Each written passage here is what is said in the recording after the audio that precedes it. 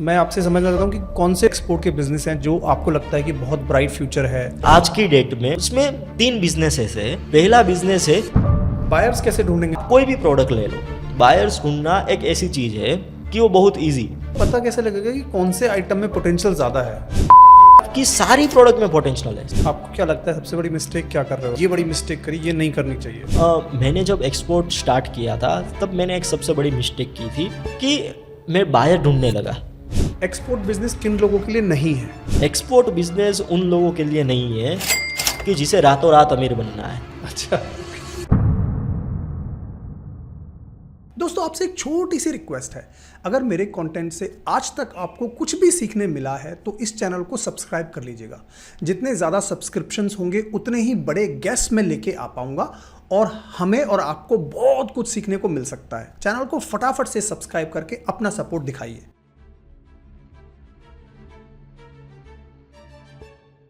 पार्थ, अभी आप चाइना जाके आए? यस। तो मेरे को पहला क्वेश्चन तो ये पूछना था, गुजरातीज में और चाइनीज में दोनों में सिमिलैरिटीज क्या है और डिफरेंस क्या है? देखिए, चाइनीज और गुजराती में मैं एक अगर चीज बात करूं तो दोनों ही रिस्क टेकर है कि भाई वो कुछ ना कुछ रिस्क ले लेते हैं तुरंत कि भाई मुझे ये धंधा करना है, मैं धंधा चालू कर देता हूँ, मैं कर लेता हूँ कुछ। वो एक रिस्क टेकर है। दूसरी चीज कि वो कोई ना कोई ऐसी चीज है कि जिसके अंदर वो सोच रहे हैं कि भाई मैं अपना धंधा कैसे आगे बढ़ाऊं, ग्रो कैसे करूं। तो वो ग्रोथ के बारे में सोच रहे हैं, ग्रोथ आगे कर सकते हैं उसके बारे में सोच सकता है। और तीसरा एक मुझे और भी एक ऐसा लग रहा है कि वो एक ऐसे है कि वो जुगाड़ तुरंत कर लेते हैं। जुगाड़ है वो तुरंत कर लेते हैं। गुजराती है वो भी जुगाड़ कर लेता है, चाइनीज भी है वो भी जुगाड़ कर लेता है। मतलब वो ऐसा नहीं है कि उसके लिए प्रॉपर यही चीज चाहिए तो वही डालेगा, मतलब वो यही चीज देखते हैं। और एक ऐसी चीज है कि जो मुझे ऐसा लग रहा है कि जो दोनों में, गुजराती में एक नेगेटिव पॉइंट है कि वो बहुत सारा कैलकुलेशन करते हैं। कई बार बहुत सारा कैलकुलेशन जो कर रहे हैं तो उसमें भी ऐसी चीज आती है कि भाई आप कैलकुलेशन ही करते रहोगे, फिर आप आगे काम नहीं कर पाओगे, कब करोगे? एक्शन नहीं कर पाओगे। इसमें 10% बनेगा, 20% बनेगा, यहाँ इतना लीकेज होगा। तो वो जो चीज है वो जरूरी है, बट इतना सारा कैलकुलेशन जरूरी नहीं है कि भाई आप सिर्फ कैलकुलेशन में रहो, एक्शन ना लो। तो ये एक चीज मुझे लग रही है कि चाइनीज और गुजराती में सही है।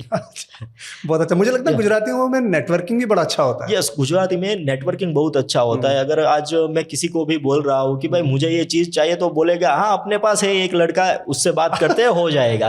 वो बोलेंगे हाँ मेरे पास भी है, हो जाएगा। मतलब नेटवर्किंग जो है वो गुजराती के पास है। मतलब सारे लोग ऐसे हैं कि भाई एक दूसरे से कनेक्टेड है, एक दूसरे के साथ जुड़े हुए हैं। और कई सारे ऐसे ग्रुप्स है कि जिसके पास अभी गुजरात में नेटवर्किंग के बहुत सारे अभी ग्रुप हुए हैं कि जो बिजनेस को, एक दूसरे को बिजनेस दिलाते हैं, सारी चीजें। तो नेटवर्किंग गुजरात के अंदर बहुत ज्यादा है, गुजराती पीपल में जबरदस्त है। ठीक है, एक्सपोर्ट बिजनेस की बात करनी है। पहले तो एक्सपोर्ट बिजनेसेस कौन से करने हैं, क्या प्रॉफिटेबिलिटी है, मार्जिन्स क्या है, कितना बड़ा बिजनेस हो सकता है, उसकी बात बाद में करेंगे। पहले मैं पूछना था आपके अभी कौन कौन से एक्सपोर्ट बिजनेस है? मेरा अभी एक बिजनेस चल रहा है। मेरा पेज का नाम देसी एक्सपोर्टर है। देसी एक्सपोर्टर करके मेरी एक ब्रांड है और उसके साथ त्रिगोल वेंचर करके मेरी एक्सपोर्ट की फर्म्स है। वो फर्म्स मेरी इंडिया और कनाडा दोनों में रजिस्टर है। ठीक है। और जो हम एक्सपोर्ट करते हैं वो कर रहे हैं, अभी हम ज्वेलरी कर रहे हैं, उसके साथ इको फ्रेंडली प्रोडक्ट्स कर रहे हैं। इको फ्रेंडली प्रोडक्ट्स में अगर हम बात करें तो ये बगासिस की प्लेट्स है और उसकी जो कोई भी किचन की किटवेयर है वो सारी चीज हम कर रहे हैं। उसके साथ हम कर रहे हैं ये जो कोई भी पेपर बैग्स और वो चीज है वो कर रहे हैं। और उसके साथ हम स्पाइसेस कर रहे हैं, स्पाइसेस और लेंटल्स जैसी चीजें कर रहे हैं। और दूसरी चीज हम एक्सपोर्ट के अंदर ही अभी हमने देसी एक्सपोर्टर जो मैंने बात की, वो मैंने देसी एक्सपोर्टर इसलिए शुरू किया कि मैं भी एक मिडिल क्लास फैमिली से था। मैं भी सारे लोगों के जैसे ही था कि भाई मैं देख रहा था कि भाई मैं क्या करूं। मैं हर दिन इंटरनेट पे आता था, मोबाइल लेके ऐसे ऐसे घूमता था और देखता था कि भाई क्या मैं कर सकता हूँ। मुझे सब लोग का रील्स देखूँ या फिर कोई भी इंटरनेट पे देखूँ तो यही चीज़ देखने को मिलती कि भाई सारे लोग या ड्रॉप शिपिंग कर रहे हैं, या तो फिर कोई ट्रेडिंग कर रहा है, या तो फिर कोई ऑनलाइन बिजनेस कर रहा है। ठीक है। और फिर मुझे समझ में आया, मैंने एक दिन देखा कि भाई एक्सपोर्ट बिजनेस जो है वो भी बहुत अच्छा है। मतलब लोग यहाँ पे जो 100-200 रुपए की चीज़ मिल रही है, जो बिक रही है, वो चीज़ बाहर 500-1000 रुपए में बिक रही है। तो फिर हम यहाँ से बाहर क्यों नहीं भेज रहे? तो मैंने एक्सपोर्ट बिजनेस के बारे में सोचना शुरू किया, देखना शुरू किया, रिसर्च शुरू की। तो मैंने कई सारे वीडियोस देखे, 1-2 कोर्सेज किए, सारी चीज की मैंने। फिर मुझे समझ में आया कि एक्सपोर्ट की प्रोसेस क्या है एक्चुअल में। एक्सपोर्ट बिजनेस में मैंने और मेरे फ्रेंड्स के साथ मैंने स्टार्ट किया, मैंने उनके साथ स्टार्ट करके हम सब लोगों ने साथ में सीखा पूरी चीज़ की, तब मुझे पूरा एक्सपोर्ट बिजनेस समझ में आया। और फिर कितना टाइम हुआ, मैंने 6 मंथ उसमें निकाला, 6 से भी ज़्यादा मंथ, लाइक 7-8 मंथ के बाद मुझे थोड़ा उसमें रिजल्ट मिलना स्टार्ट हुआ। तब मुझे क्लियरिटी मिली कि नहीं ऐसे हो सकता है, क्योंकि जो डिफरेंशियस है, जो सबको दिक्कत आ रही है, वो चीज़ क्या है कि कोई भी ऐसी चीज़ नहीं है कि एक्सपोर्ट बिजनेस के बारे में आपको एक ही जगह पे मिल सके। ओके। लाइक एक्सपोर्ट बिजनेस में अभी क्या है कि अगर आपको बायर ढूंढना है तो बायर ढूंढने के लिए 5 अलग अलग प्लेटफॉर्म पे जाने की जरूरत आपको पड़ती है। आपको कोई डेटा देखना है तो आप 2-3 अलग अलग प्लेटफॉर्म पे जाके डेटा देखोगे। आपको कोई चीज़ डॉक्यूमेंट और कंप्लायंसेस देखनी है तो उसके लिए 1-2 अलग अलग प्लेटफॉर्म पे जाके आपको देखना है। तो मतलब वो सारी चीज़ें बहुत ऐसी है कि आपको बिखरी हुई है, तो आपका टाइम इतना वेस्ट होता है, तो आपको ये पता ही नहीं चलता कि भाई मैं अभी क्या करूं। तो ये चीज है ना, तो उसके लिए मुझे भी बहुत सारा टाइम लगा उसको समझने में, उसको देखने में। और जो भी चीज अभी है मार्केट में अवेलेबल, कितनी सारी चीजें हैं, बट वो क्या है कि बहुत आउटडेटेड है। फिर मैंने ये सोचा कि 22 साल की उम्र में मैंने जो ये चीज की है, मैं पिछले 2-3 सालों से ये चीज कर रहा हूँ, एक्सपोर्ट में के अंदर मैं पड़ा हुआ हूँ और मैं ये नहीं कर पा रहा हूँ, तो दूसरे जो लोग हैं मेरे जैसे जो स्टूडेंट्स हो गए, जो फार्मर्स हो गए कि जिसको कुछ पता ही नहीं है, फार्मर्स को, एमएसएमई बिजनेस ओनर्स है जो मेरे फादर के एज के हो गए, जो दूसरे एज के हो गए, उसको भी ये कैसे कर पाएंगे। सही बात है, अगर जीरो से है तो कैसे चालू करेंगे। वो जीरो से है तो उसको चालू ही कैसे कर पाएंगे, उसको तो ये बात का नॉलेज भी नहीं है। और उसको तो आज की टेक्नोलॉजी का यूज करना भी नहीं आता है कि भाई मैं एक काम करूं, मैं ऐसे टेक्नोलॉजी को यूज करके ये चीज कर दूं, उसको ये भी नहीं पता है, तो वो कैसे कर पाएंगे। तो फिर मैंने सोचा कि मैं एक काम करता हूं, मैं एक देसी एक्सपोर्टर करके एक शुरुआत करता हूं। तो इसी हिसाब से देसी एक्सपोर्टर बना। मैंने इंस्टाग्राम के थ्रू में कई सारी ऐसी चीज देने की ट्राई कर रहा हूं कि जिससे लोगों को पता चले कि एक्सपोर्ट क्या चीज है, किस हिसाब से कर सकते हो। बहुत बढ़िया, बहुत सुंदर काम कर रहे हो, ये अभी मैं कर रहा हूँ। ठीक है पार्थ, अभी जैसे एक्सपोर्ट का बिजनेस करना है किसी को, तो मैं आपसे समझना चाहता हूँ कि कौन से 2-3 ऐसे एक्सपोर्ट के बिजनेस हैं जो आपको लगता है कि बहुत ब्राइट फ्यूचर है। तो वहां से शुरू करते हैं और एक अगर आप बिजनेस बताएंगे तो उसकी डिटेल में घुसेंगे हम लोग। Okay, sure. देखिए, अगर आज की डेट में अगर मैं बोलूं कि ऐसे कोई एक्सपोर्ट बिजनेस जो अच्छे खासे चल सकते हैं वो आपको शुरू करने चाहिए, तो उसमें 3 बिजनेस ऐसे हैं। पहला बिजनेस है मोरिंगा पाउडर्स, दूसरा बिजनेस है हैंडीक्राफ्ट्स, और तीसरा बिजनेस है वीगन लेदर का। ठीक है, ओके। अब मैं पहले ऊपर आता हूँ मोरिंगा पाउडर्स। तो मोरिंगा चीज क्या है? मोरिंगा एक सुपर फूड है। अभी यूरोपियन कंट्रीज ले लीजिए या आप वर्ल्ड वाइड डिमांड देख लीजिए, कोरोना के बाद जब से ये हेल्थ इश्यूज आए सभी लोगों को, उसके बाद ये पेंडेमिक के बाद सब लोगों के साथ एक ही चीज हो रही है, सब हेल्थ पे फोकस अब ज्यादा कर रहे हैं। ठीक है। अब इंडिया में भी देखेंगे तो इंडिया में भी अब लोग हेल्थ पे फोकस ज्यादा कर रहे हैं। तो मोरिंगा एक ऐसा सुपर फूड है जिसको एक मैजिकल ट्री भी बोलते हैं, क्योंकि उसकी सारी चीजें यूज होती है। उसके आप पत्ते ले लीजिए, उसके आप फूल ले लीजिए, उसके आप जो भी है सीड्स ले लीजिए, सारी चीज यूज होती है। और मोरिंगा इसलिए इतना सुपर फूड है कि वो आपको पूरा विटामिन से लेकर आपको बॉडी में जो भी जरूरत है वो आपको देती है। तो मोरिंगा का जो बिजनेस है वो अच्छा खासा अभी चल रहा है। उसकी डिमांड यूएसए, यूरोपियन कंट्रीज में आप जर्मनी ले लीजिए, यूके ले लीजिए, फिर आप ऑस्ट्रेलिया ले लीजिए, जापान ले लीजिए, ये सारी कंट्रीज मोरिंगा की बहुत सारी डिमांड है। साथ में एक मैं चीज भी बोलूंगा कि चाइना में भी मोरिंगा की अच्छी खासी डिमांड है। बट ये जो चीज है वो आपको कहाँ पे यूज होती है वो मैं आपको बोलता हूँ। तो ये बाय कौन करता है? ये बाय करता है जो सप्लीमेंट्स है, सप्लीमेंट्स बनाने वाली जो कंपनियां होगी वो बाय करती है, क्योंकि सप्लीमेंट्स में भी मोरिंगा यूज होता है, न्यूट्रिशन में भी मोरिंगा यूज होता है। जिसके लोग पाउडर्स बनाते हैं, मोरिंगा के लोग सूप भी बनाते हैं, मोरिंगा का सूप भी पीते हैं, मोरिंगा की भाई कोई अलग अलग ऐसी कोई खाने के आइटम्स बनाते हैं उसमें भी लोग यूज करते हैं। मोरिंगा का पाउडर यूज करते हैं जो पाउडर्स का यूज करके कर सकते हैं।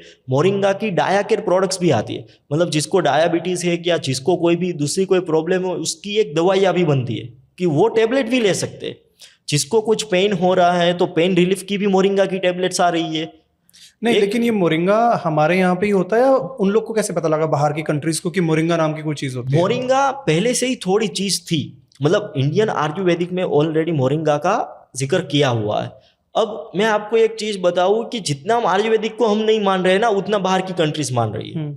आप अभी देखिए तो मोरिंगा के साथ अश्वगंधा के पाउडर से या फिर कोई भी दूसरा पाउडर है, वो सारी चीज अभी बाहर बहुत ग्रो कर रही है। राइट। बाहर उसकी अच्छी खासी डिमांड है। आप अगर अमेजोन ग्लोबल देखोगे या फिर आप किसी भी ऑनलाइन प्लेटफॉर्म देखोगे, अलीबाबा है, अमेजोन ग्लोबल है, या फिर कोई भी दूसरा प्लेटफॉर्म, वॉलमार्ट आप देख सकते हो, वो सारी चीज में मैं आपको बता रहा हूँ कि मोरिंगा की प्रोडक्ट जो एक वेंडर होता है उसने कोई मोरिंगा का लगाया हुआ है, मोरिंगा की प्रोडक्ट सेल करने भेजे, आप उसमें जाके देखोगे तो एक एक बंदा जो है एक एक प्रोडक्ट पे 2-2 हज़ार महीने के सेल आते हैं। 2-2 हज़ार प्रोडक्ट एक महीने की सेल होती है, मतलब 2000 यूनिट्स। 2000 यूनिट्स। ओके। 2000 यूनिट्स की सेल होती है एक ही प्रोडक्ट की। तो इतनी डिमांड यूएसए और यूरोपियन कंट्रीज में ऑलरेडी है। लोगों को ये पता चला कि भाई यहाँ से ये जा रहा है, लोगों को ये चीज़ में ये पता है। यहाँ पे आप देखो तो हम साउथ साइड अच्छा खासा मोरिंगा हो रहा है, गुजरात में भी मोरिंगा के अभी कई सारे लोग खेत कर रहे हैं, वहाँ पे भी पाउडर्स और वो सारी चीज़ बना रहे हैं। बट लोगों का प्रॉब्लम उसमें क्या है, वो चीज़ मैं आपको बोलता हूँ कि सारे लोग मोरिंगा के खेत कर रहे हैं, मोरिंगा की कर रहे हैं, मोरिंगा खेत करेंगे, मोरिंगा को ड्राई पाउडर में करेंगे, मोरिंगा को सुखाएंगे और एक पाउडर कटिंग में कटर करके वो पाउडर बना देंगे, पाउडर फॉर्म में कर देंगे। ठीक है, बट वहाँ पे दिक्कत क्या है, लोगों को ये नहीं पता है कि उसमें कितना मॉइस्चर चाहिए। ओके। उसको ये नहीं पता है कि उसकी क्वालिटी क्या चाहिए, उसको ये नहीं पता कि उसकी स्पेसिफिकेशन क्या है। मतलब मैं ये एक चीज बोलना चाहूंगा हर एक्सपोर्टर को कि आप कोई भी प्रोडक्ट एक्सपोर्ट करो, आपको उसका स्पेसिफिकेशन पता होना चाहिए, जो मतलब सेफ हो, जो हेल्थ के लिए अच्छा जरूरी हो।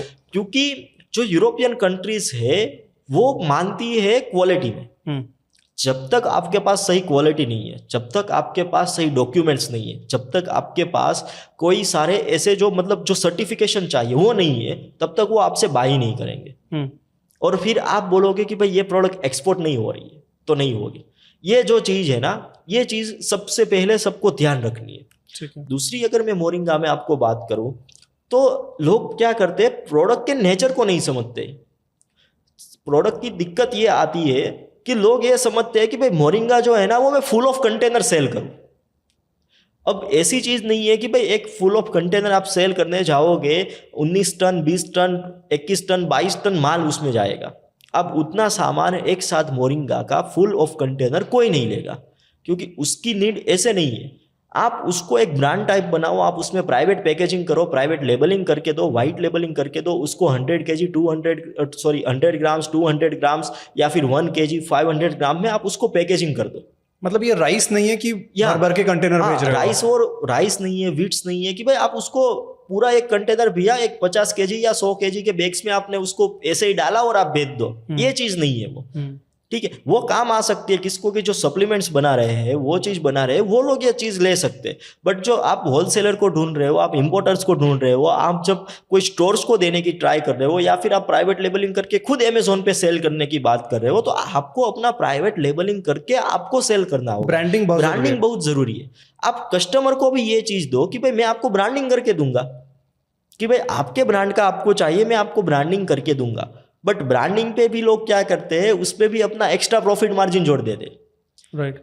कि भाई मुझे कस्टमर ने बोला कि भाई पार्थ भाई मुझे चाहिए 100 kg मोरिंगा चाहिए, 1 kg के बैग्स में चाहिए, बट मुझे अपना प्राइवेट लेबलिंग करवाना है। तो मैंने उसे ऑलरेडी कोट दे दिया है, बट उसने मुझे बोला कि मुझे प्राइवेट लेबलिंग करना है। तो मैं क्या करूँगा, जो प्राइवेट लेबलिंग है मुझे यहाँ से मेरे वेंडर से 10 रुपये में पड़ रहा है, तो मैं उसे बोलूँगा 20 रुपये में, मैं उसमें भी अपना मार्जिन लगा दूंगा। तो वो चीज नहीं करनी है कभी भी। वो चीज एक ट्रस्ट ब्रेक करती है। मतलब उसको एक तो सस्ता चाहिए, कोई भी बंदा हो वो सस्ता ही ढूंढता है। मैं हूं, आप हो या कोई भी हो, वो यही चीज कहेंगे भाई मुझे कितना सस्ता मिल सकता है, क्योंकि मैं धंधा लेके बैठा हूं, मुझे ये चीज करनी है कि मुझे कितना वो करना है, पैसा कमाना है मुझे भी। तो वो जो चीज है ना, उसके लिए उसको एक सस्ती प्रोडक्ट चाहिए। अब आप उसमें भी प्रोडक्ट का मार्जिन आप ले लोगे तो फिर वो कहाँ से आपको ऑर्डर देगा। फिर आप बोलोगे कि भाई मुझे बायर ऑर्डर नहीं दे रहा। आप मार्जिन रखो, बट मार्जिन किस में रखो, सिर्फ प्रोडक्ट में।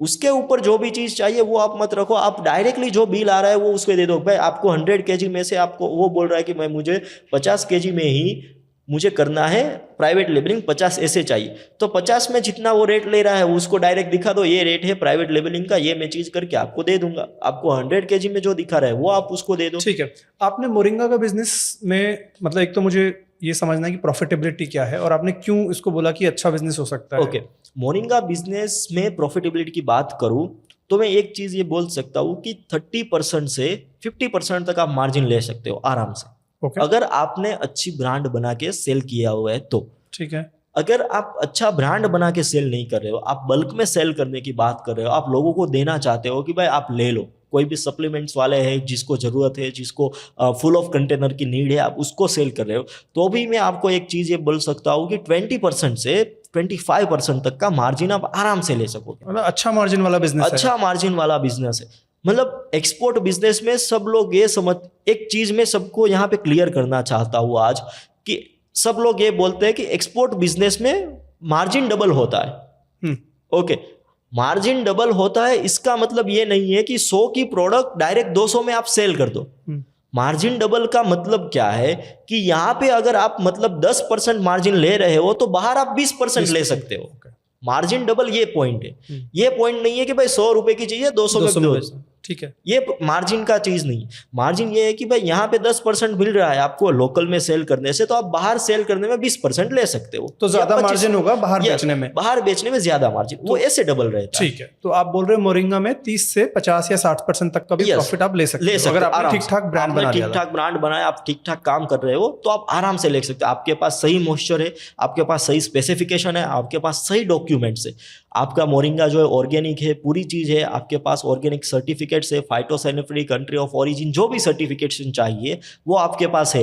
जीएमपी का सर्टिफिकेशन चाहिए, आईएसओ चाहिए, अगर आप यूएस में कर रहे हो तो यूएस एफडीए चाहिए, जो भी चीज है आपके पास सही सर्टिफिकेट्स है, तो मोरिंगा में आप आराम से 30% से 50% मार्जिन ले सकते हो। ठीक है, तो अब मुझे ये बताओ कि बाहर कंट्रीज में मोरिंगा किस रेट पे बिकता है और यहाँ पे इंडिया में हम किस रेट पे उसको खरीद सकते हैं, और उसके बाद उसमें और भी क्या जो भी खर्चे होते होंगे एक्सपोर्ट वगैरह के, वो कैसे होता है। आप अगर इंडिया में बात करें तो इंडिया के अंदर मोरिंगा अलग अलग कई प्राइसों में मिल रहा है। मतलब एक मोरिंगा मेरे पास ऐसा भी है कि जो मुझे 190-200 पर केजी मिल रहा है, 190 से 200 रुपए में पर केजी मिल रहा है। ठीक है, कई मोरिंगा ऐसे है जो 300 रुपीज पर केजी में मुझे मिल रहा है, कई ऐसे भी है कि जो 350 में पर केजी भी मिल रहा है। बट सबकी क्वालिटीज थोड़ी थोड़ी डिफरेंशिएट है, थोड़ी थोड़ी अलग अलग चीजें हैं उसमें। और दूसरी चीज कि वो भी देखना पड़ता है कि उसका काफ कब हुआ है, मतलब वो कब उसकी फसल कटी हुई है, मतलब कितना पुराना है, कितना उसमें मॉइस्चर है, कितनी वो चीज है, कितना मॉइस्चर कम है, कब उसको ये पूरा पाउडर के फॉर्म में उसको कन्वर्ट किया गया है, वो पूरी चीज देखनी पड़ती है। उसके हिसाब से ये सारी चीज बाय होती है। और वही चीज आप अगर बाहर सेल करने जा रहे हो तो ये जो 300 रुपए में पर केजी आपको बोल रहा हूँ, 200-300 रुपए पर केजी, वही चीज 300 रुपए 500 रुपए में वहां पे 200 या 250 ग्राम बिक रहा है। अच्छा, तो फिर तो और भी बहुत ज्यादा मार्जिन हो गया। और भी बहुत ज्यादा मार्जिन। बट यहाँ से अगर आप कॉस्टिंग जाने का देखिए, आप पैकेजिंग का कॉस्टिंग और वो सारा खर्चा देखेंगे तो मतलब आपको 30 से 50% ये आराम से मिल सकता है। दूसरी चीज अगर मैं उसमें आपको कॉस्टिंग बोलूँ तो आपको सर्टिफिकेट के कॉस्टिंग चाहिए, आपको प्राइवेट लेबलिंग करवा रहे हो वो कॉस्टिंग चाहिए। तीसरी उसके बाद अगर मैं आपको चीज बोलूँ तो आपका जो यहाँ से CHA का खर्चा होगा, कस्टम क्लियरेंस का खर्चा होगा, वो पूरा खर्चा आप जोड़ सकते हो तो भी आपको 30 से 50% आराम से मिल पाएंगे। और अच्छी खासी प्राइस आपको मिलती है। बट प्राइसिंग में यहाँ पे इसलिए आपको प्रॉपर प्राइसिंग में यहाँ पे आपको इसलिए नहीं बोल रहा हूँ क्योंकि मार्केट अप डाउन रहता है थोड़ा सा। अगर कभी भी प्राइस वो क्या होता है, अगर आज मैं आपको बोल दूं कि भाई प्राइस जो है वहां पे 3000 रुपये पर केजी बिक रहा है, 2000 रुपये पर केजी बिक रहा है, मैंने आपको बोल दिया। बट आप बोलोगे भाई मैंने जो प्रोडक्ट बेचा वो 1200, मुझे 2000 नहीं मिला। बट क्यों नहीं मिला? क्योंकि आपके पास प्रोडक्ट कौन सा था उसके ऊपर डिपेंड है, आपका बायर लेने वाला कौन है उसके ऊपर डिपेंड है। मतलब ये मार्केट में कोई भी मार्केट आप ले लो, एक्सपोर्ट मार्केट में कभी भी प्राइस ऐसा नहीं है कि यही प्राइस सबको मिले। उसमें ये दिक्कत है आप कौन सी प्रोडक्ट किसको सेल कर रहे हो, राइट, कहाँ सेल कर रहे हो। प्राइसिंग हो सकता है, ये आपके ऊपर है कि आपने कौन से बायर को ढूंढा है, उसकी क्या नीड है, और उस नीड के हिसाब से अगर आपने प्रोडक्ट को दे दिया तो फिर आप अपने हिसाब से पैसे बना सकते हो। एक्सपोर्ट मार्केट में मैं हमेशा सबको यही चीज बोलता हूँ कि एक्सपोर्ट मार्केट हो, लोकल मार्केट हो, या कुछ भी कर रहे हो, लोगों को एक चीज हमेशा याद रखनी चाहिए, आप प्राइसिंग मत देखो, आप प्रॉफिट मार्जिन देखो। अपना जो प्रॉफिट है वो कभी भी रुपये में आप कन्वर्ट करके मत देखो कि भाई मुझे इसमें 20 रुपया मिल रहा है, आप वो मत देखो। आप परसेंटेज देखो कि भाई मुझे 20% मिल रहा है, मुझे 10% मिल रहा है, मुझे 30% मिल रहा है। क्योंकि जो प्रॉफिट कैलकुलेशन वो होता है वो हमेशा परसेंटेज से होता है। आप रुपये में देखने जाओगे तो आपको वो चीज़ समझ में ही नहीं आएगी। आपको लगेगा भाई मुझे तो सिर्फ 50,000 ही मिल रहे हैं, बट 50,000 जो आपको मिल रहे हैं वो ऑलरेडी 20% है, 30% है। अब कौन सा ऐसा बिजनेस है जो आपको 20-30% ऐसे ही देगा? हाँ, और उसके बाद उसको आप स्केल पे लेके जा सकते स्केल हो। पे आपका भी पॉइंट ले यही जा होगा ना सकते कि हो, स्केल पे स्केल पे भी लेके जा सकते ठीक हो। है। तो यही चीज़ है। बायर्स कैसे ढूंढेंगे मोरिंगा के? बायर्स ढूंढना, आप कोई भी प्रोडक्ट ले लो, बायर्स ढूंढना एक ऐसी चीज है कि वो बहुत इजी ओके। और हार्ड भी है। मैं ये मुझे भी नहीं लगता है बोल रहा हूँ मुझे easy- सबसे ज्यादा yes, मुश्किल ये लगता है कस्टमर्स ढूंढना, ठीक है। इजी भी है और हार्ड इजी भी है और हार्ड, इतनी सारी हार्ड भी नहीं है, ठीक है। मतलब मैं एक ये चीज बोल सकता हूँ कि बायर ढूंढने के वही सब रास्ते हैं जो रास्ते कभी यहाँ हमारे देख रहे व्यूअर्स या कोई भी लोग होंगे जिसने आज तक कभी भी कहीं पे भी अगर एक्सपोर्ट का नॉलेज लिया है या एक्सपोर्ट सीखा है, या फिर उसको इंटरनेट पे जो भी रास्ते मिले होंगे बायर ढूंढने के कि भाई मैं एम्बेसी से डेटा ले लूँ। एम्बेसी का डेटा जो है वो तो अब आउटडेटेड हो रहा है। क्या है? एम्बेसी मतलब हर कंट्री में इंडियन एम्बेसी होती है, वो डेटा देती है, डेटा देती है, ठीक है। इंडियन एम्बेसी में एक कॉमर्शियल डिपार्टमेंट होता है, एक कॉमर्स डिपार्टमेंट होता है। वो कॉमर्स डिपार्टमेंट का काम ये है कि वो आपको प्रोडक्ट है, आपकी जो प्रोडक्ट है वो आप कैसे इस कंट्री में एक्सपोर्ट कर सकते हो, कैसे आप यहाँ पे एक्सपोर्ट करके यहाँ के बाहर को सेल कर सकते हो, उसकी जो हेल्प करती है वो एम्बेसी करती है। तो उसके लिए एम्बेसी को हम रीच आउट करें, मानो Yes. भाई मुझे moringa powder for example Yes. भेजना है बाहर, Yes. ठीक है, तो क्या उनको ईमेल करना पड़ता है? यस, ईमेल करना पड़ता है। मतलब अगर आप समझ लीजिए आप करना चाहते हो यूएसए में, तो आपको गूगल पे जाके सिंपली लिखना है इंडियन एम्बेसी इन यूएसए, ठीक है। ओके। आप उसकी वेबसाइट आएगी, उसकी वेबसाइट पे जाओगे, वहां पे वेबसाइट पे जाके आप देखोगे कि भाई कॉमर्स डिपार्टमेंट कहाँ है। अगर कॉमर्स डिपार्टमेंट नहीं है तो ट्रेड लिखा हुआ, ट्रेड या कॉमर्स कुछ भी लिखा होगा, आप वो डिपार्टमेंट में जाइए। वो डिपार्टमेंट में कोई ना कोई एक कमिश्नर होगा, कोई ना कोई एक ऑफिसर होगा जिसका मेल आईडी वहां पे दिया होगा। वो मेल आईडी पे आप यहाँ से मेल करो और उसमें आप सारी डिटेल अटैच करो। डिटेल क्या अटैच करोगे कि आपकी कंपनी का नाम, आपकी कंपनी का जीएसटी नंबर, आपकी कंपनी का आईसी कोड, सब आपको मेंशन करना है। मैं ये प्रोडक्ट कर रहा हूँ, आपको प्रोडक्ट का एचएस कोड भी डालना है कि भाई HS code harmonise systemise code होता है। वो जो कोड है वो मतलब ये चीज़ है कि भाई एक्सपोर्ट बिजनेस के लिए ये चीज़ बनाई हुई है कोड, क्योंकि सभी की लैंग्वेज अलग अलग रहती है। अगर मैं एक ही चीज़ है, अगर मुझे पोटैटो सेल करना है, इंग्लिश में पोटैटो बोलूँगा, हिंदी में आलू बोलूँगा, गुजराती में बटेटा बोलूँगा, तो सारी चीज़ अलग रहती है। मुझे आपकी लैंग्वेज नहीं पता, आपको मेरी लैंग्वेज नहीं पता, और तो बहुत सारे कन्फ्यूज़न हो सकते हैं। तो पूरे वर्ल्ड ट्रेड में क्या किया है कि उसको एक कोड में कन्वर्ट कर दिया है। सो पोटैटो का कोड एक दे दिया, पूरी दुनिया में एक कोड है, एचएस कोड उसको सेम रहेगा, ठीक है। तो वो कोड दे दिया है कि जिस कोड से आपको पता चलता है कि ये इसका स्पेसिफिकेशन, ठीक है, ओके। तो वो कोड है, तो वो कोड आपने डाल दिया, वो सारी चीज आपने दे दी। आप फिर आपका उसका स्पेसिफिकेशन भी आप साथ में लिख दो कि भाई ये चीज़ है, इसके मैं बिजनेस कर रहा हूँ, ऑलरेडी मैं ये बिजनेस इंडिया में कर रहा हूँ या फिर मुझे स्टार्ट करना है, और मुझे इसके लिए यूएसए के इंपोर्टर्स, बायर्स या होलसेलर्स का डेटा चाहिए कि जो ये चीज़ बाय कर सकते हैं मुझसे। तो आपको वो चीज़ आपको भेजनी है। बट एक चीज़ ध्यान रखनी है, आपको कोई ऐसा पीडीएफ या ऐसी कोई चीज़ अटैच नहीं करनी है, ओके। उससे क्या होगा? क्योंकि अटैच करोगे तो मतलब एम्बेसी जो है वो एक हाई इंटरनेशनल, एक हाई कनेक्शन चीज हो गई। तो मतलब क्या होगा कि भाई वो मेल ओपन करते, कुछ पीडीएफ या ऐसा कुछ दिखता है तो ओपन नहीं करते, क्योंकि वहां पे कोई ना कोई स्पैम का या कुछ खतरा रहता है, रैंसमवेयर वगैरह इस सब का। यस, तो वो ओपन नहीं करते। तो आपको वो ऐसी कोई चीज अटैच नहीं करनी है। बट आप ये चीज भेजो।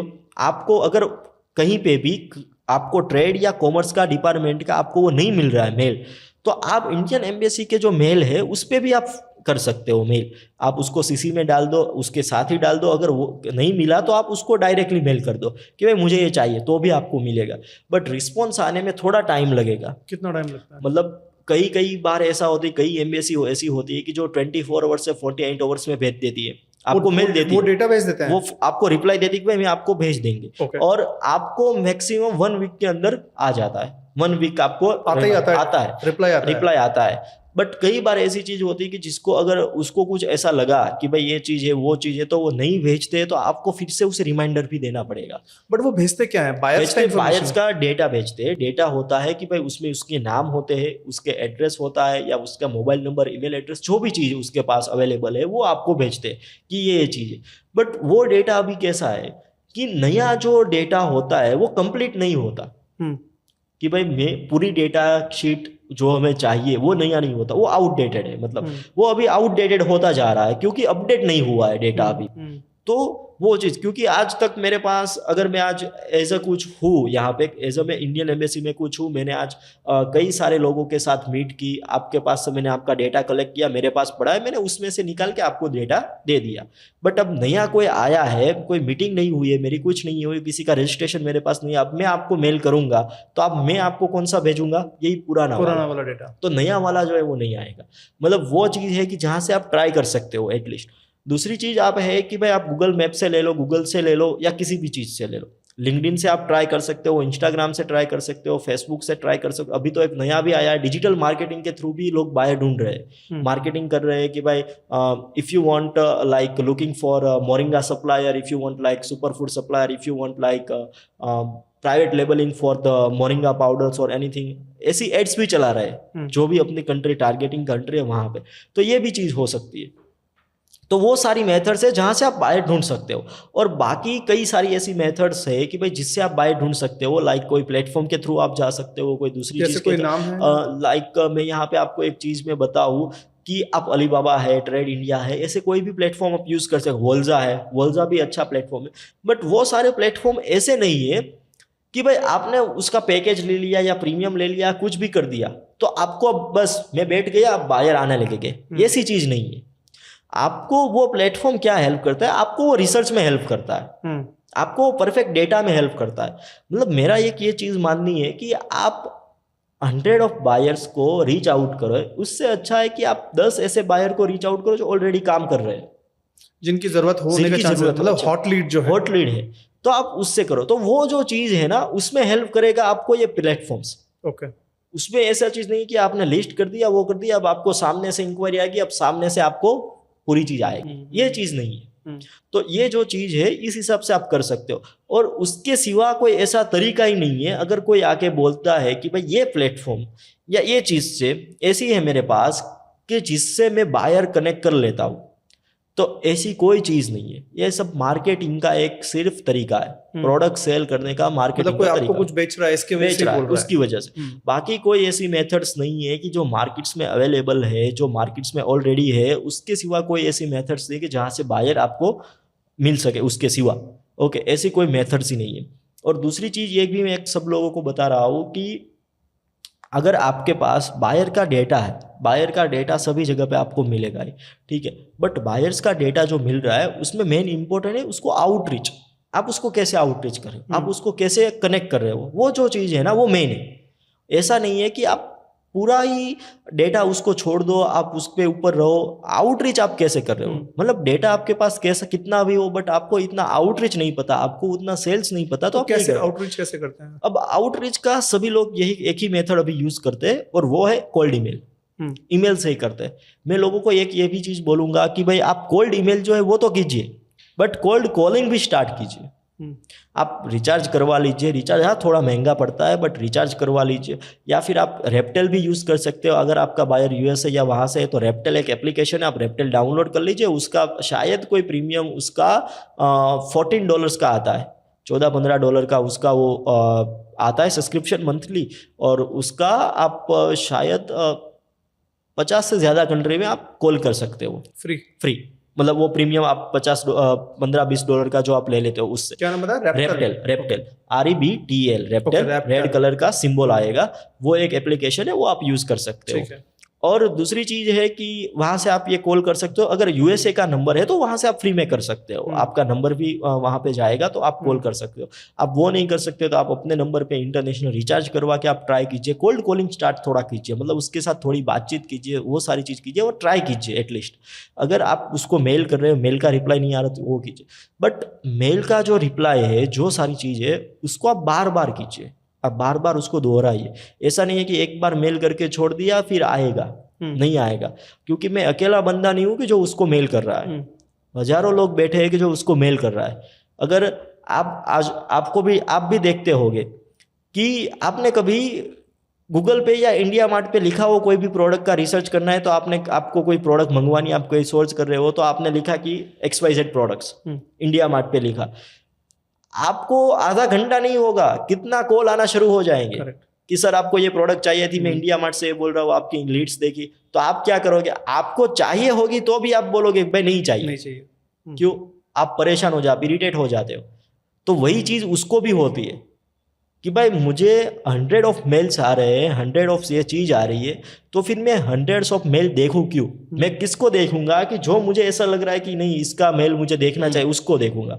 फिर आप बोलोगे भाई मुझे रिप्लाई नहीं दे रहा है, वो नहीं दे रहा, क्यों नहीं दे रहा है? क्यों? आपका आउटरीच वहां पे सही नहीं था, आपका वो सही नहीं था वो चीज। तो इसलिए ये जो चीज है ना वो अच्छी रहनी चाहिए, ठीक से करनी बायर से देखो, जब मैं किसी बायर को रीच आउट करूंगा, यस, तो उसको कैसे ट्रस्ट आएगा कि भाई मैं सही एक इंसान हूँ? क्योंकि बहुत सारे इसमें फ्रॉड्स भी होते होंगे, है ना, स्कैम्स भी होते होंगे। यस। तो बायर्स के साथ ट्रस्ट कैसे करना है कि उसको ये लगे कि भाई ये सही बंदा है, जेन्युइन प्रोडक्ट मुझे भेजेगा? पेमेंट्स कैसे होते हैं? क्योंकि क्या एडवांस में पेमेंट होता है कि बाद में होता है? वो सब कैसे होता है, वो भी थोड़ा बताओ। देखिए, एक चीज मैं हर लोगों को बोलता हूँ, जो मेरे पास आते हैं मुझे ये पूछते सर जेन्युइन बायर कहाँ से मिलता है, या जेन्युइन बायर कौन है वो कैसे पता करें? मुझे सब लोग ये पूछते, मैं उसको एक ही आंसर देता हूँ कि भाई जेन्युइन बायर से पहले आपको जेन्युइन सप्लायर बनना पड़ेगा। क्योंकि आप अगर जेन्युइन सप्लायर नहीं हो तो आपको बायर है वो कैसे आपके पास चलेगा? क्यों आएगा वो? क्यों आएगा आपके पास? आज अगर आप ही बायर हो और आपको उसके पास से लेना है तो आप कैसे लोगे? आप पूरी चीज उसकी देखोगे। सेम चीज सप्लायर जो मेरे पास, जो एक्सपोर्टर मेरे पास आते हैं, मैं उसको पूछता हूँ कि आपके पास क्या क्या चीज रेडी है, तो बोलते सर कुछ रेडी नहीं है, बस प्रोडक्ट डिसाइड किया हुआ है। अब आपके पास कुछ रेडी नहीं है और आप बायर को बोल रहे हो कि भाई मुझे एडवांस पेमेंट दे, कैसे देगा? सही बात। दूसरी चीज, अगर किसी के पास रेडी होता है तो कितना रेडी होता है? मेरे पास सर GST रेडी है, IEC कोड रेडी है, क्योंकि वो दोनों तुरंत निकल जाता है। फिर अपेडा का लाइसेंस जो आता है, मतलब जो हर प्रोडक्ट की एक EPC आती है, एक्सपोर्ट प्रमोशन काउंसिल की एक RCMC लेनी पड़ती है, जो मेंबरशिप है वो लेनी पड़ती है, कि जो आपको एक ये चीज बता दे कि आप इस प्रोडक्ट को एक्सपोर्ट करने के लिए एलिजिबल हो, मतलब आप लाइसेंस होता है। तो आप वो चीज डॉक्यूमेंट्स पे ना एक बार बाद में आएंगे हम लोग। मुझे ये भी जानना है कि अगर बिजनेस किसी को चालू करना है तो कौन कौन से डॉक्यूमेंट्स उसको लगेंगे, वो उस पे आएंगे अभी, क्योंकि आपने बहुत सारी चीजें ना, क्योंकि आपके तो दिमाग में है, मेरे दिमाग में तो है, यस। तो ये चीज हम उस पे आते हैं, ठीक है। तो वो चीज उसके पास कनेक्शन नहीं है, वो चीज उसके पास है ही नहीं कि भाई मैं ये चीज क्या दूं, कि भाई नहीं उसके पास वेबसाइट रेडी है, ना ही उसके पास ब्रोशर रेडी है, ना ही उसके पास कैटलॉग रेडी है, ना ही उसके पास बायर को भेजने के लिए कुछ रेडी है। सैंपल भी मांगते हैं? सैंपल भी मांगते हैं। अच्छा। मैं ये चीज बोलता हूँ कि अगर आपका बायर सैंपल ना मांगे तो भी आप बायर को पहले सैंपल भेजो। Very good, very good.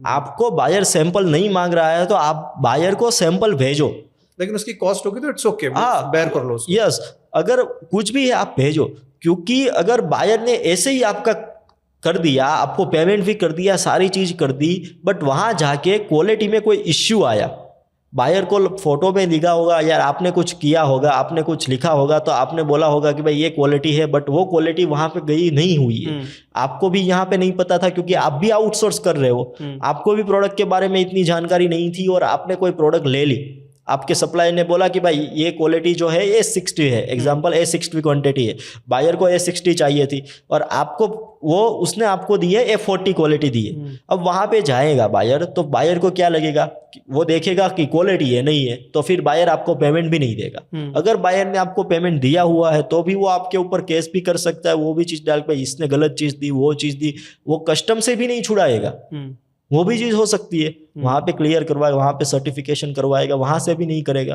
तो ये सारी चीज आपको बाद में दिक्कत ला सकती है। उससे पहले आप जो भी चीज आप भेजने वाले उसका सैंपल बायर को भेजो, बायर को दिखाओ कि ये प्रोडक्ट क्वालिटी है, ये चीज मेरे पास है, ये चीज, तो बायर के साथ एक रिलेशन बढ़ेगा, बायर के साथ एक ट्रस्ट बढ़ेगा, ये चीज बहुत जरूरी है। और पेमेंट्स एडवांस में लेना होता है कि कैसे रहता है? देखिए, मैं हर नए एक्सपोर्टर्स या कोई भी चीज है, मैं सबको एक ही चीज बोलता हूँ कि इंडियन की सबसे बड़ी गलती क्या है कि वो उधारी पे दे देता है अच्छा। कि भाई मुझे धंधा बड़ा करना है, सिर्फ आप लो मेरे पास से, जितना लेना है आप लो, मुझे उधार भी चलेगा, बट सिर्फ धंधा होना चाहिए, टर्नओवर बढ़ना चाहिए, फिर पैसा आ रहा है कि नहीं आ रहा है उससे मुझे कोई लेना देना नहीं है, बस मेरा धंधा बढ़ना चाहिए। अगर आज मैं 1 करोड़ का सेलिंग कर रहा हूँ, कल मुझे कोई आके बोलता है कि भाई मैं आपसे 4 करोड़ का माल लूंगा बट क्रेडिट पे, तो मैं क्या सोचूंगा, ठीक है ले लो, मेरा टर्नओवर 5 करोड़ का हो गया, बट वो पैसा कब वापिस आ रहा है, कितना कैश फ्लो है, उसकी नेगेटिव सिस्टम हो रही है कि नहीं हो रही है, उसका कैलकुलेशन क्या हो रहा है, वो हम नहीं देखते। तो वो जो चीज़ है ना, वो चीज़ यहाँ पे इंडियन के दिमाग में छप गई है।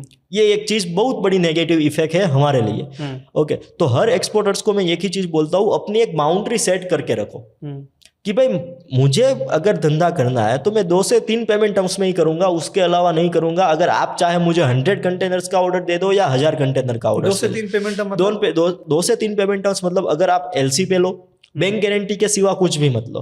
एलसी में आपको क्या होता है, बैंक की गारंटी मिलती है। क्या होता है? एलसी होता है मतलब एक पेमेंट टर्म्स है जिसमें क्या होता है कि बैंक की गारंटी आपको मिलती है। बायर जो होता है वो अपनी बैंक को वहां पे कुछ ना कुछ डिपॉजिट करता है, वहां से एक एलसी होती है, वो एलसी वो आपकी बैंक को देती है, यहाँ की बैंक को एलसी देती है। वो एलसी का ड्राफ्ट आता है आपके पास, आप उसमें रिव्यू करते हैं, जो भी पेमेंट सिस्टम लिखी हुई होती है कि भाई यहाँ पे माल पहुंचेगा, उसके बाद स्कैन बीएल के ऊपर यहाँ से पेमेंट रिलीज हो जाएगा। अगर वो नहीं है तो कुछ दूसरी कि भाई यहाँ पे माल पहुंचेगा, उसके 10 दिन के बाद जब मैं ये रिलीज करूंगा, उसके 10 दिन के बाद पेमेंट ऑटोमेटिकली बायर को मिल जाएगा। तो वो सारी चीज उसमें लिखा हुआ होता है। मतलब एक तरह के दोनों बैंक मीडिएटर्स हो गए। यस, मीडिएटर्स हो गए। माल पहुंचेगा तो उसके बाद वो पैसा आ जाएगा। एग्जैक्टली। तो वो चीज उसमें होती है। तो वो सारी जो चीज है वो उसमें कीजिए।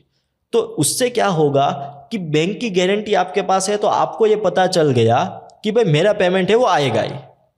कभी ऐसा भी होता है कि पेमेंट नहीं आता है? नहीं, जो बैंक के पास होता है तो आपका पेमेंट आ ही जाता है बैंक गारंटी में, एलसी।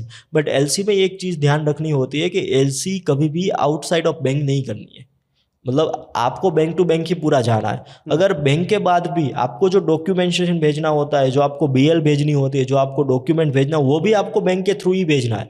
अगर आपको बायर ये बोल रहा है कि भाई एक काम करो, मुझे थोड़ा जल्दी है, आप कुरियर के थ्रू ऐसे ही मुझे भेज दो, आप वाया कुरियर भेज दो, वो सब चीज कर दो, तो वो नहीं करनी।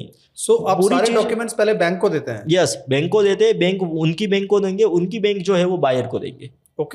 ओके।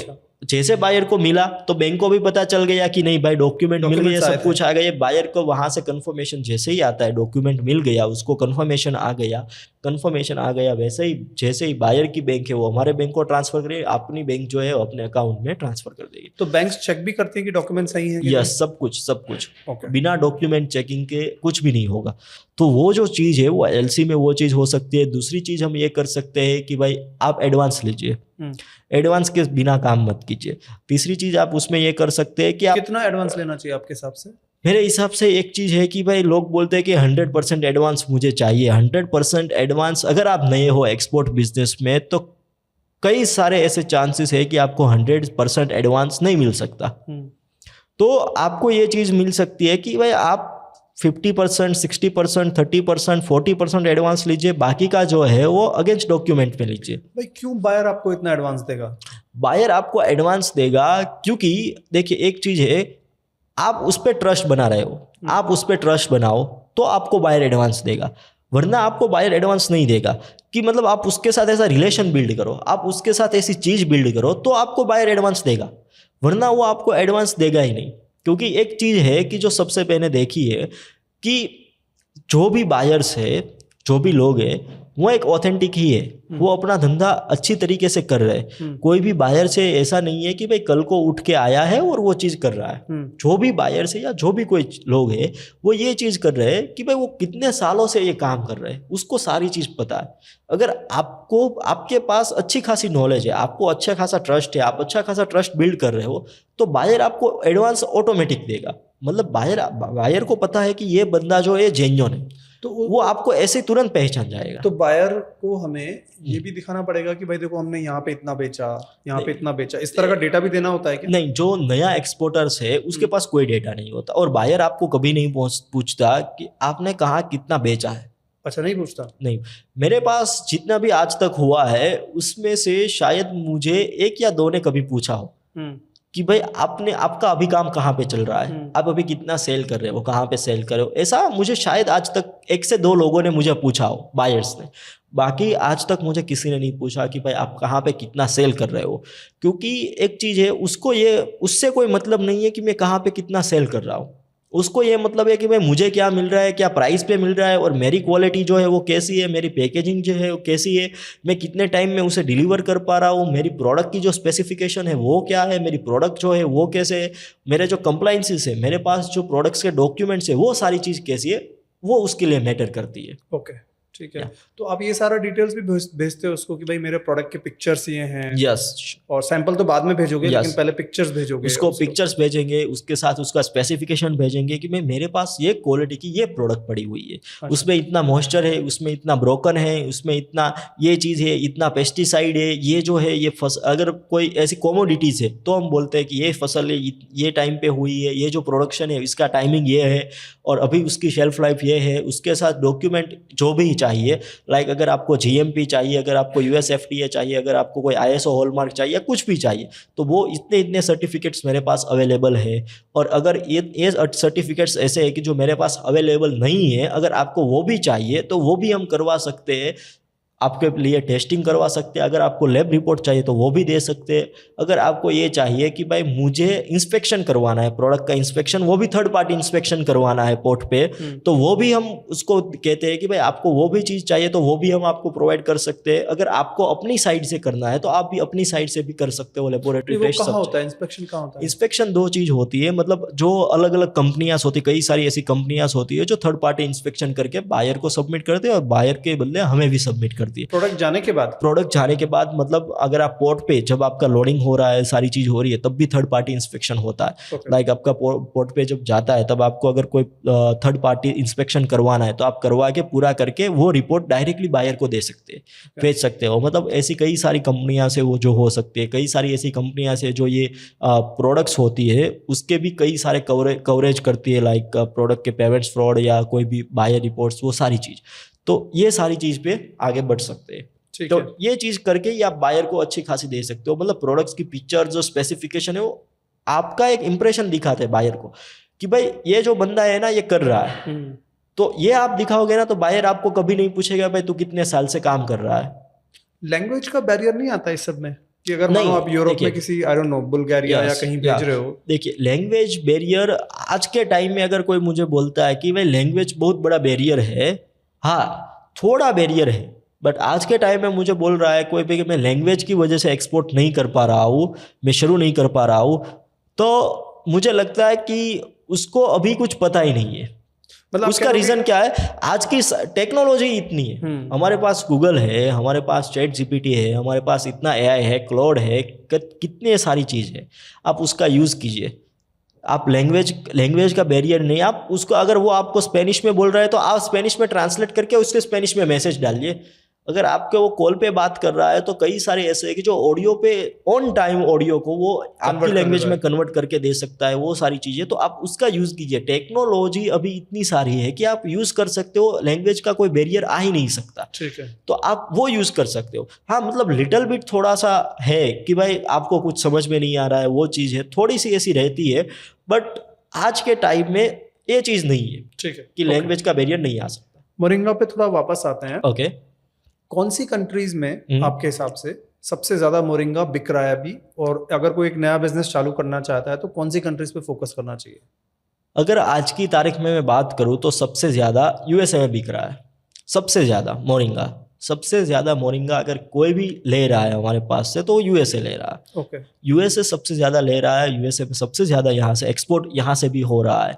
और दूसरी एक चीज़ मैं लोगों को ये भी बताना चाहता हूँ कि आप मोरिंगा के लिए, ये मेरा एक प्राइवेट एनालिसिस है, मैंने जो खुद रिसर्च किया हुआ है, मतलब मुझे ये चीज़ पता चली कि भाई चाइना जो है वो भी मोरिंगा की कैप्सूल्स बनाता है, मोरिंगा के पाउडर्स बना रहा है, मोरिंगा की कई सारी ब्रांड्स बना रहा है चाइना। तो आपके पास जो मोरिंगा का पाउडर्स है वो आप चाइना को भी सप्लाई करने की ट्राई करो। यहाँ से चाइना, और फिर चाइना आगे बेचेगा यूएस, ऐसा कर रहे हो? क्योंकि चाइना जो है वो प्रोडक्ट्स बना रहा है, चाइना जो है वो मेडिकल्स की प्रोडक्ट्स बना रहा है, जो हेल्थ केयर प्रोडक्ट्स है वो बना रहा है।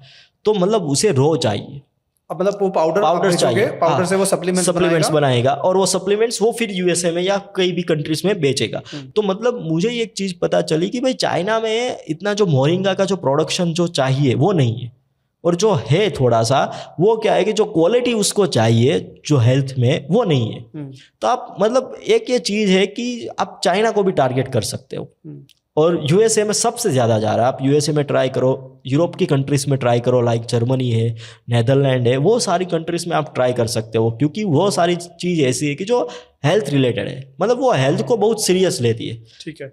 और मोरिंगा के बिजनेस में रिस्क क्या लगता है आपको? मोरिंगा के बिजनेस में मुझे रिस्क यही लगता है कि सबसे ज़्यादा रिस्क ये है कि अगर आपकी क्वालिटी, मैं बार बार मैंने आज अभी पॉडकास्ट में बोला कि भाई जो मॉइस्चर है, जो स्पेसिफिकेशन है वो आपको नहीं पता, आपके पास पैकेजिंग नहीं पता, आपको वो नहीं पता पेस्टिसाइड्स क्या है क्या नहीं है, तो वो सबसे बड़ी दिक्कत है। क्योंकि अगर आपका मॉइस्चर ज़्यादा होगा, आपका मॉइस्चर कम होगा, आप जो भी चीज़ है आपका पाउडर, ये पाउडर फॉर्म है, अगर आप पाउडर फॉर्म में सेल कर रहे हो तो पाउडर फॉर्म है वो ऐसे ही जम जाएगा, मतलब बाहर वो नहीं लेगा। क्योंकि ये चीज़ जो होगी तो उससे क्या होगा, उसको अगर भेज लगेगा, उसको ये सारी चीज़ होगी तो वो नहीं हो लेगा। तो ये जो सारी चीज़ है ना, उस पर फोकस करना बहुत ज़्यादा ज़रूरी है।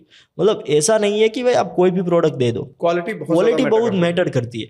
मतलब अभी मैंने आपको बोला कि कई लोग ये कर रहे हैं कि भाई अपना खेत करके खुद वो करके वो फिर बोलते हैं कि हमें एक्सपोर्ट करना है ये चीज़, तो मतलब ऐसे नहीं होता कि भाई आप खुद आपने मोरिंगा आपने उगाया है ठीक है, बट वो मोरिंगा का उगाने के बाद आपको जो प्रोसेस करना है वो आप जो फैक्ट्री ऑलरेडी कर रही है या उनको दो, या आप वो चीज़ सीखो कि भाई वहाँ पे कौन सा स्पेसिफिकेशन चल रहा है।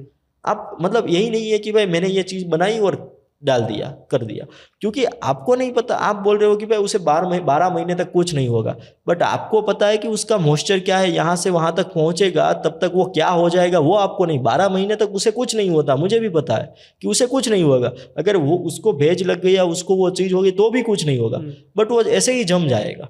तो वो जो चीज़ है वो आपको सीखनी सबसे ज़्यादा ज़रूरी है। मतलब कोई भी प्रोडक्ट सेल कर रहे हो, उसका जो पैकेजिंग है, उसका जो स्पेसिफिकेशन है, उसकी जो डिटेल्स है वो आपको इतनी पता होनी चाहिए कि उतनी बायर को भी ना पता हो। वो सबसे ज़्यादा इम्पोर्टेंट है। ठीक है, ओके।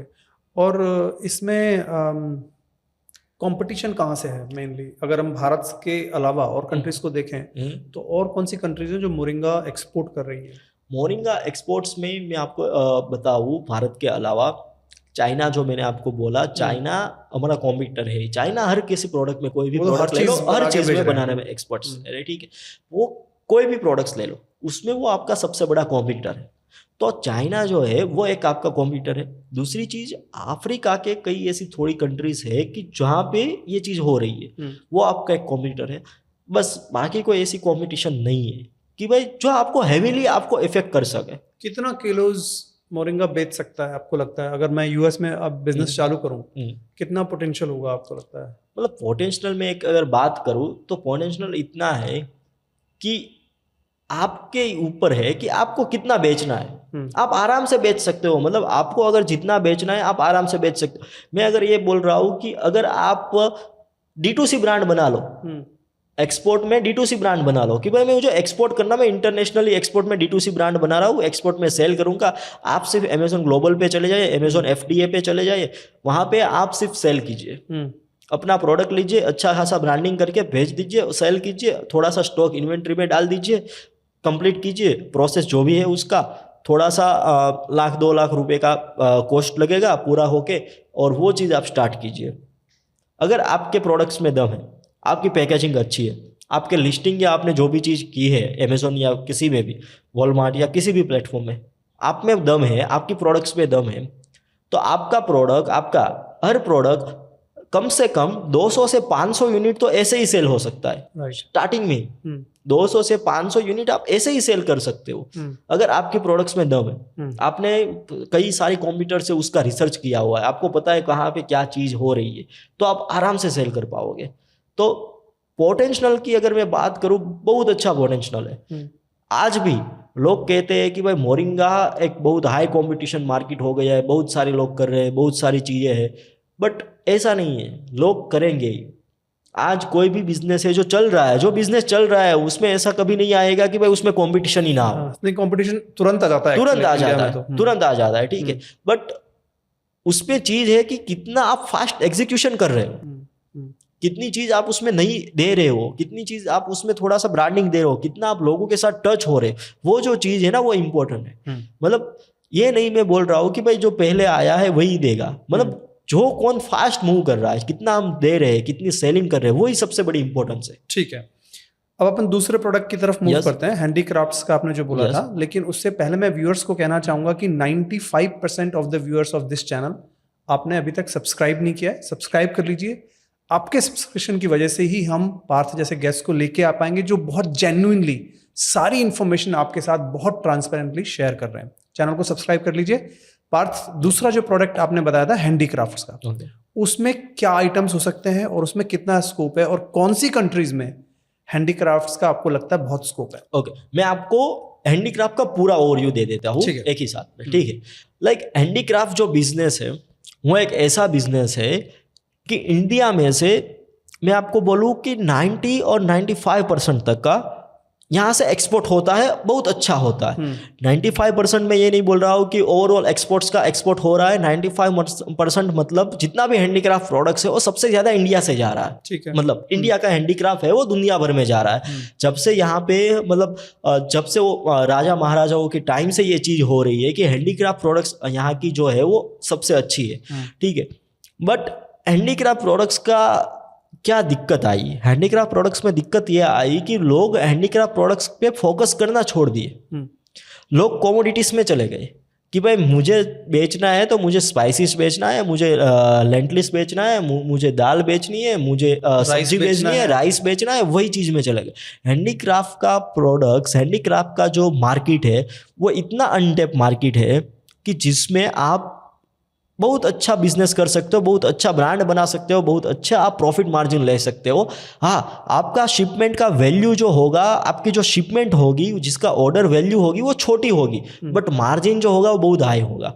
मतलब आप छोटे छोटे यूनिट बेच के भी आप हाई मार्जिन सेल कर सकते हो। ऐसी हैंडीक्राफ्ट प्रोडक्ट्स है, ठीक है। अब हैंडीक्राफ्ट प्रोडक्ट्स की मैं बात करूँ कि आप कहाँ से प्रोक्योर कर सकते हो, तो उसकी मैं अगर बात करूँ तो आप राजस्थान चले जाओ, हैंडीक्राफ्ट का खजाना है कि भाई आप जयपुर जाओ, जोधपुर जाओ, फिर आप मुरादाबाद चले जाओ, वहाँ ये सारी चीज़ ऐसी है कि भाई वहाँ पे हैंडीक्राफ्ट की प्रोडक्ट्स ही हैंडीक्राफ्ट है। मतलब हैंडीक्राफ्ट ही हैंडीक्राफ्ट मिलेगी आपको, ब्लॉक प्रिंट्स मिलेगी आपको, फिर उसके बाद जौहर मिलेगा, बहुत सारी चीज़ें। मतलब जौहर मतलब एक चीज़ की एक उसकी हैंडीक्राफ्ट की एक प्रोडक्ट्स है जो एक प्रिंट पे बनाई जाती है। ब्लॉक प्रिंट्स की भी प्रोडक्ट ऐसी आती है कि जो एक कोई भी आप मतलब एक टॉवेल ले लीजिए या कुछ भी ले लीजिए, उसमें ब्लॉक प्रिंट किया जाता है। मतलब ऐसे ही आपको प्रिंट किया जाता है, जो वो वहाँ के जो आर्टिसंस होते हैं वो प्रिंट करते हैं। मतलब वो जो चीज़ है वो एक बहुत एक अच्छी कारीगरी है, हर किसी के बस की बात नहीं है। मतलब यूनिक हो गया, यूनिक हो गई, यूनिक प्रोडक्ट्स है सारी चीज़। फिर आप अलग अलग कुछ ले लीजिए, आप कई सारी ऐसी है कि आप कई बर्तन से, कई सारे ऐसे बर्तन आते हैं कि जिसमें भी हैंडीक्राफ्ट की कला की गई होती है। कई सारी ऐसी क्लॉथ्स आते हैं, कपड़े आते हैं कि जिसमें हैंडीक्राफ्ट होती है। कई सारी ऐसी पश्चिमी शॉल है उसमें आती है। मतलब बहुत सारी ऐसी प्रोडक्ट्स है। इनमें पता कैसे लगेगा कि कौन से आइटम में पोटेंशियल ज्यादा है? हैंडीक्राफ्ट की सारी प्रोडक्ट में पोटेंशियल है, सारी प्रोडक्ट्स में, क्योंकि वो मतलब यूनिकली क्रिएटेड है, यूनिकली है, ठीक है। और उसके लिए आप कनेक्ट किसको कर सकते हो, कौन से बायर वो आपसे लेंगे? तो जो होटल्स वाले होंगे, जो रेस्टोरेंट चला रहे होंगे, बड़े बड़े होटल्स चला रहे होंगे, जिसके पास अच्छे खासे वहाँ पे स्टोर्स होंगे, जिसके पास गिफ्ट्स या फिर कोई भी आर्टिकल्स जैसी कोई चीज़ वहाँ पे रखते होंगे, वो आपके बायर्स होंगे। उसके बाद कई ऐसी कॉरपोरेट्स कंपनियां हैं वो आपकी होगी। कई ऐसी हॉस्पिटैलिटी मैनेजमेंट वाली जो इवेंट्स वाली या कोई भी है कंपनियां, वो आपके बायर्स होंगे। और एंड कंज्यूमर भी बहुत ज़्यादा होते, आर्किटेक्चर होते, इंटीरियर डिजाइनर होते, वो हैंडीक्राफ्ट की प्रोडक्ट्स बहुत सारी लेते हैं आपके पास से। कई ऐसी होती है, आपने देखा हो तो हम यहाँ पे कहीं पे आप देखोगे, यहाँ पे मुरादाबाद और कहीं जगह पे आप जाओगे तो आपको पता चलेगा कि आपको प्रोडक्ट्स मिलती है जो वांस के लकड़ियों की वो चेयर्स और वो सारी चीज़ें बनाते हैं, उसकी वो चीज़ बनाते हैं। तो वो सारी जो चीज़ है ना वो बाहर अच्छी खासी चलती है। एक हिसाब से इको फ्रेंडली प्रोडक्ट्स हो गई और एक हिसाब से हैंडीक्राफ्ट की प्रोडक्ट्स हो गई। यूरोपियन मार्केट में वो चल रही है, फ्रांस इटली जैसी कंट्रीज में वो अच्छा खासा सेल हो रहा है। तो मतलब ये जो सारी चीज़ें हैं वो बहुत अच्छी है, बहुत अच्छा मार्केट है। और एक एक प्रोडक्ट पे आपको लोग अच्छा खासा पैसा देने को रेडी है। Margin मतलब कितना होता है मार्जिन मैं आपको एक हिसाब से बता दूं तो मार्जिन उसमें आपको 60-17% मार्जिन आप आराम से ले सकते हो। 50-60-17% मार्जिन आराम से। आप बोल रहे हो 60 to 70% मार्जिन? 60 to 70% मार्जिन आराम से, 50-60-70% आप आराम से ले सकते हो। एंड कंज्यूमर है, आपको अच्छे से दे सकता है। मैं आपको हैंडीक्राफ्ट की एक बात बोलूँ तो जो राजस्थान में या जोधपुर में वहाँ पे एक हैंडीक्राफ्ट की प्रोडक्ट्स है जो छटाई आती है, वो एक बनती है। तो वो जो चीज़ है ना, क्या बोलते हैं उसको? उसको एक छटाई बोलते हैं। मतलब वो जो है ना वो बहुत अच्छी जाती है। मतलब उसमें बहुत सारी ऐसी ब्रांड्स है कि जो भाई अच्छा खासा बिजनेस कर रहे हैं हैंडीक्राफ्ट में, और बहुत अच्छा बिजनेस भी है। मतलब एक एक जो चीज़ है वो लाख लाख 2-2 लाख 3-3 लाख चीज़ में बिक रहा है, क्योंकि वो चीज़ जो है वो हाथ कारीगरी से बनाई हुई चीज़ है। अपने हाथों से मार्केटिंग भी उसी से होगी कि हाथ से बनाया हाथ से बनाया हुआ है। कोई वो मशीन में नहीं बन सकती, कुछ भी नहीं बन सकती। और वो सब इंडिया में ही बन रहा है, इंडिया में बन, बाहर नहीं बन रहा है। उसकी कोई मशीनरी, अगर मशीन से भी बनता है तो भी जो हाथ से बन रहा है, जो हाथ से जो चीज हो रही है वो नहीं हो सकती। ठीक है, कहीं पे भी नहीं हो सकती। और दूसरी एक चीज उसमें एक ये मुझे कहते हुए बहुत दुख हो रहा है कि भाई इंडिया के जो आर्टिसंस है वो भी बहुत कम बचे हैं। मतलब जितने भी आर्टिसंस है उसकी दूसरी जो पीढ़ी है वो अब आर्टिसन नहीं करना चाहती, वो कुछ और करना चाहता है, वो कुछ और करना चाहते हैं। मेहनत का काम है वो कुछ और करना। तो ये जो आर्ट है ना वो धीरे धीरे जा रहा है हमारे इंडिया से।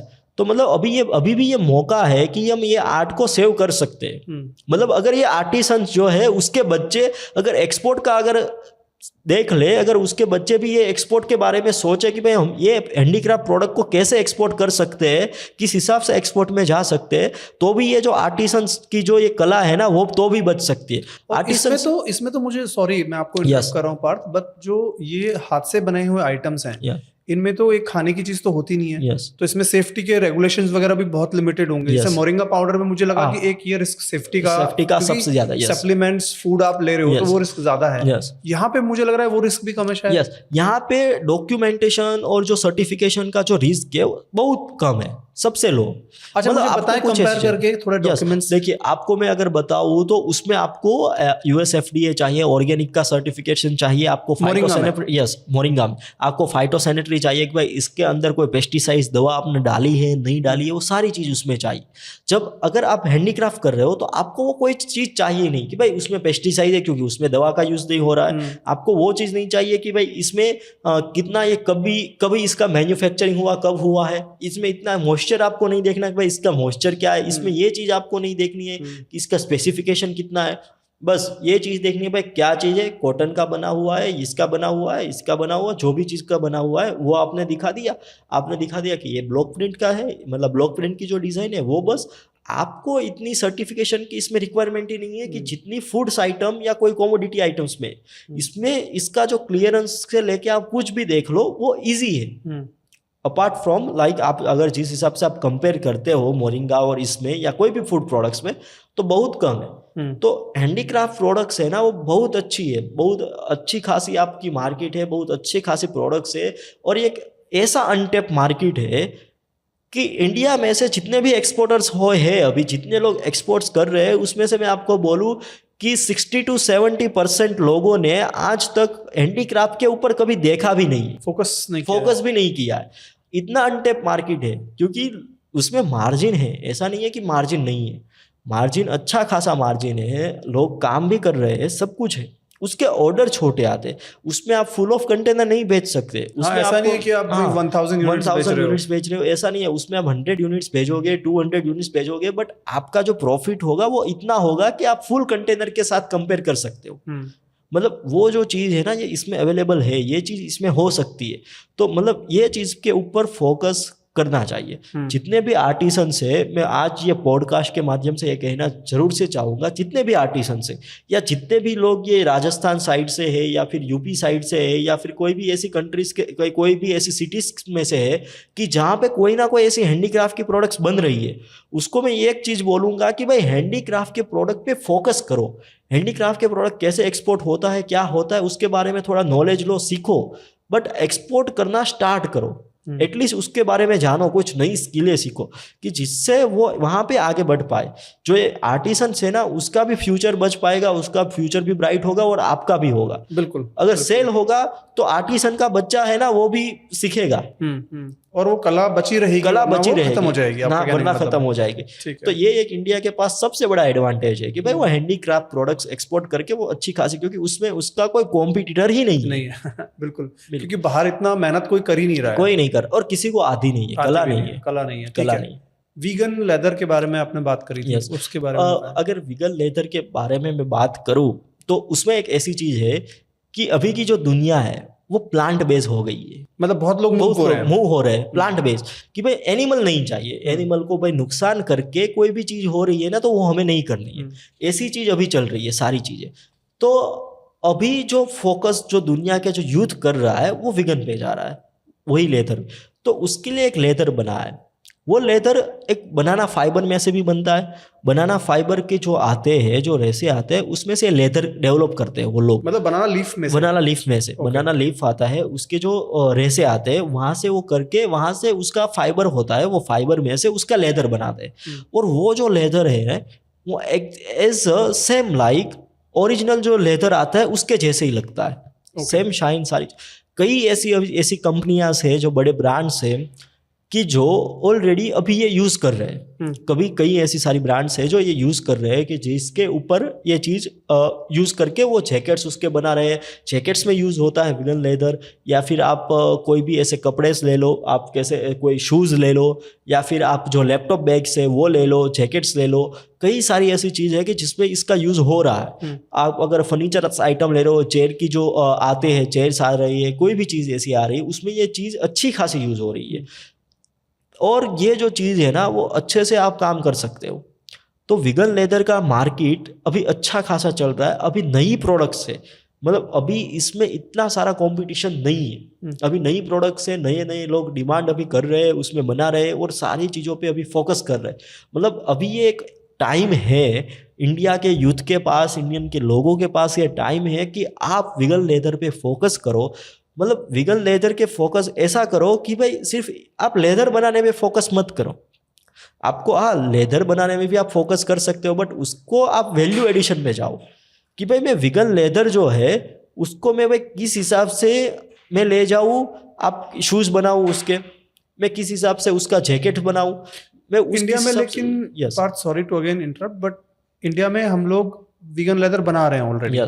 कहाँ बना रहे हैं? और मेरा क्वेश्चन ये था कि क्या वो बेटर बिजनेस होगा कि हम जहाँ बन रहा है ऑलरेडी वहां से प्रोक्योर कर लें, और उसको फिर एक तरह से ट्रेड करें, रादर देन बनाएं इसको। सबसे ज्यादा अगर बनाना का जो लीफ होता है, बनाना सबसे ज्यादा कहाँ पे होता है? साउथ में होता है। वहां पे ही अभी कई सारी 2 से 3 ऐसी कंपनियां मेरे ध्यान में है, जो मैं ऑलरेडी उनको जानता हूँ, जो ऑलरेडी ये चीज़ कर रहे हैं। वो वीगन लेदर बना रहे हैं, उसके जो बनाना के जो लीफ है उसमें से वो निकल के वो बनाना फाइबर होता है, बनाना फाइबर के जो रेसे होते हैं उसमें से ये लेदर बना रहे हैं। ठीक है, ऑलरेडी हो रहा है अभी। तो वो जो चीज़ है ना, वो अभी साउथ साइड अच्छा खासा चल रहा है। एक सेक्टर मैंने यहाँ पे नोएडा में भी मैंने देखा था। मैं जब पिछली बार दिल्ली आया था तब मैंने ये चीज़ देखी थी कि भाई मैं दिल्ली में गया था खुद उनको मिलने। लेदर, सेम लेदर जैसा आपको जो अच्छा जो ओरिजिनल लेदर आता है जैसा दिखता है, सेम लेदर दिखता है। उसमें कोई प्रॉब्लम्स नहीं है, कोई चीज़ नहीं है, सेम लेदर दिखता है, वही लेदर आ रहा है। ठीक है, अब आप उस लेदर को क्या कर सकते हो? उस लेदर को आप मूव करिए। किस में मूव करोगे? तो फिर आप उस लेदर के आप जैकेट्स बनाइए। आप उस लेदर को कहाँ पे यूज कर सकते हो उसके बारे में आप सोचना स्टार्ट कीजिए। मतलब आप कह रहे हो क्रिएटिविटी वहां पे है, वहां पे यस कि भाई आप जो अभी लेदर के जितने भी प्रोडक्ट्स बन रहे हैं ओरिजिनल लेदर के, उनको रिप्लेस करो वीगन लेदर से। तो वीगन लेदर आप ले लो, चाहे जैसे साउथ से आ रहा है वो ले लो, फिर उसको कन्वर्ट करो एक फाइनल प्रोडक्ट में, और फिर उसके बाद आप उसको एक्सपोर्ट करो। Yes exactly. और आप उसको एक्सपोर्ट भी कर सकते हो और आप उसे यहाँ पे लोकल में भी सेल कर सकते हो। मैं ये भी ब्रांड भी बन सकता हो। इंडिया में भी बिक रहा है, इंडिया में बिक रहा है, आप उसमें ब्रांड भी बना सकते हो। आप यहाँ पे उसको अच्छे खासे सेल भी कर सकते हो। आप वहाँ पे अच्छा खासा मार्जिन भी ले सकते हो।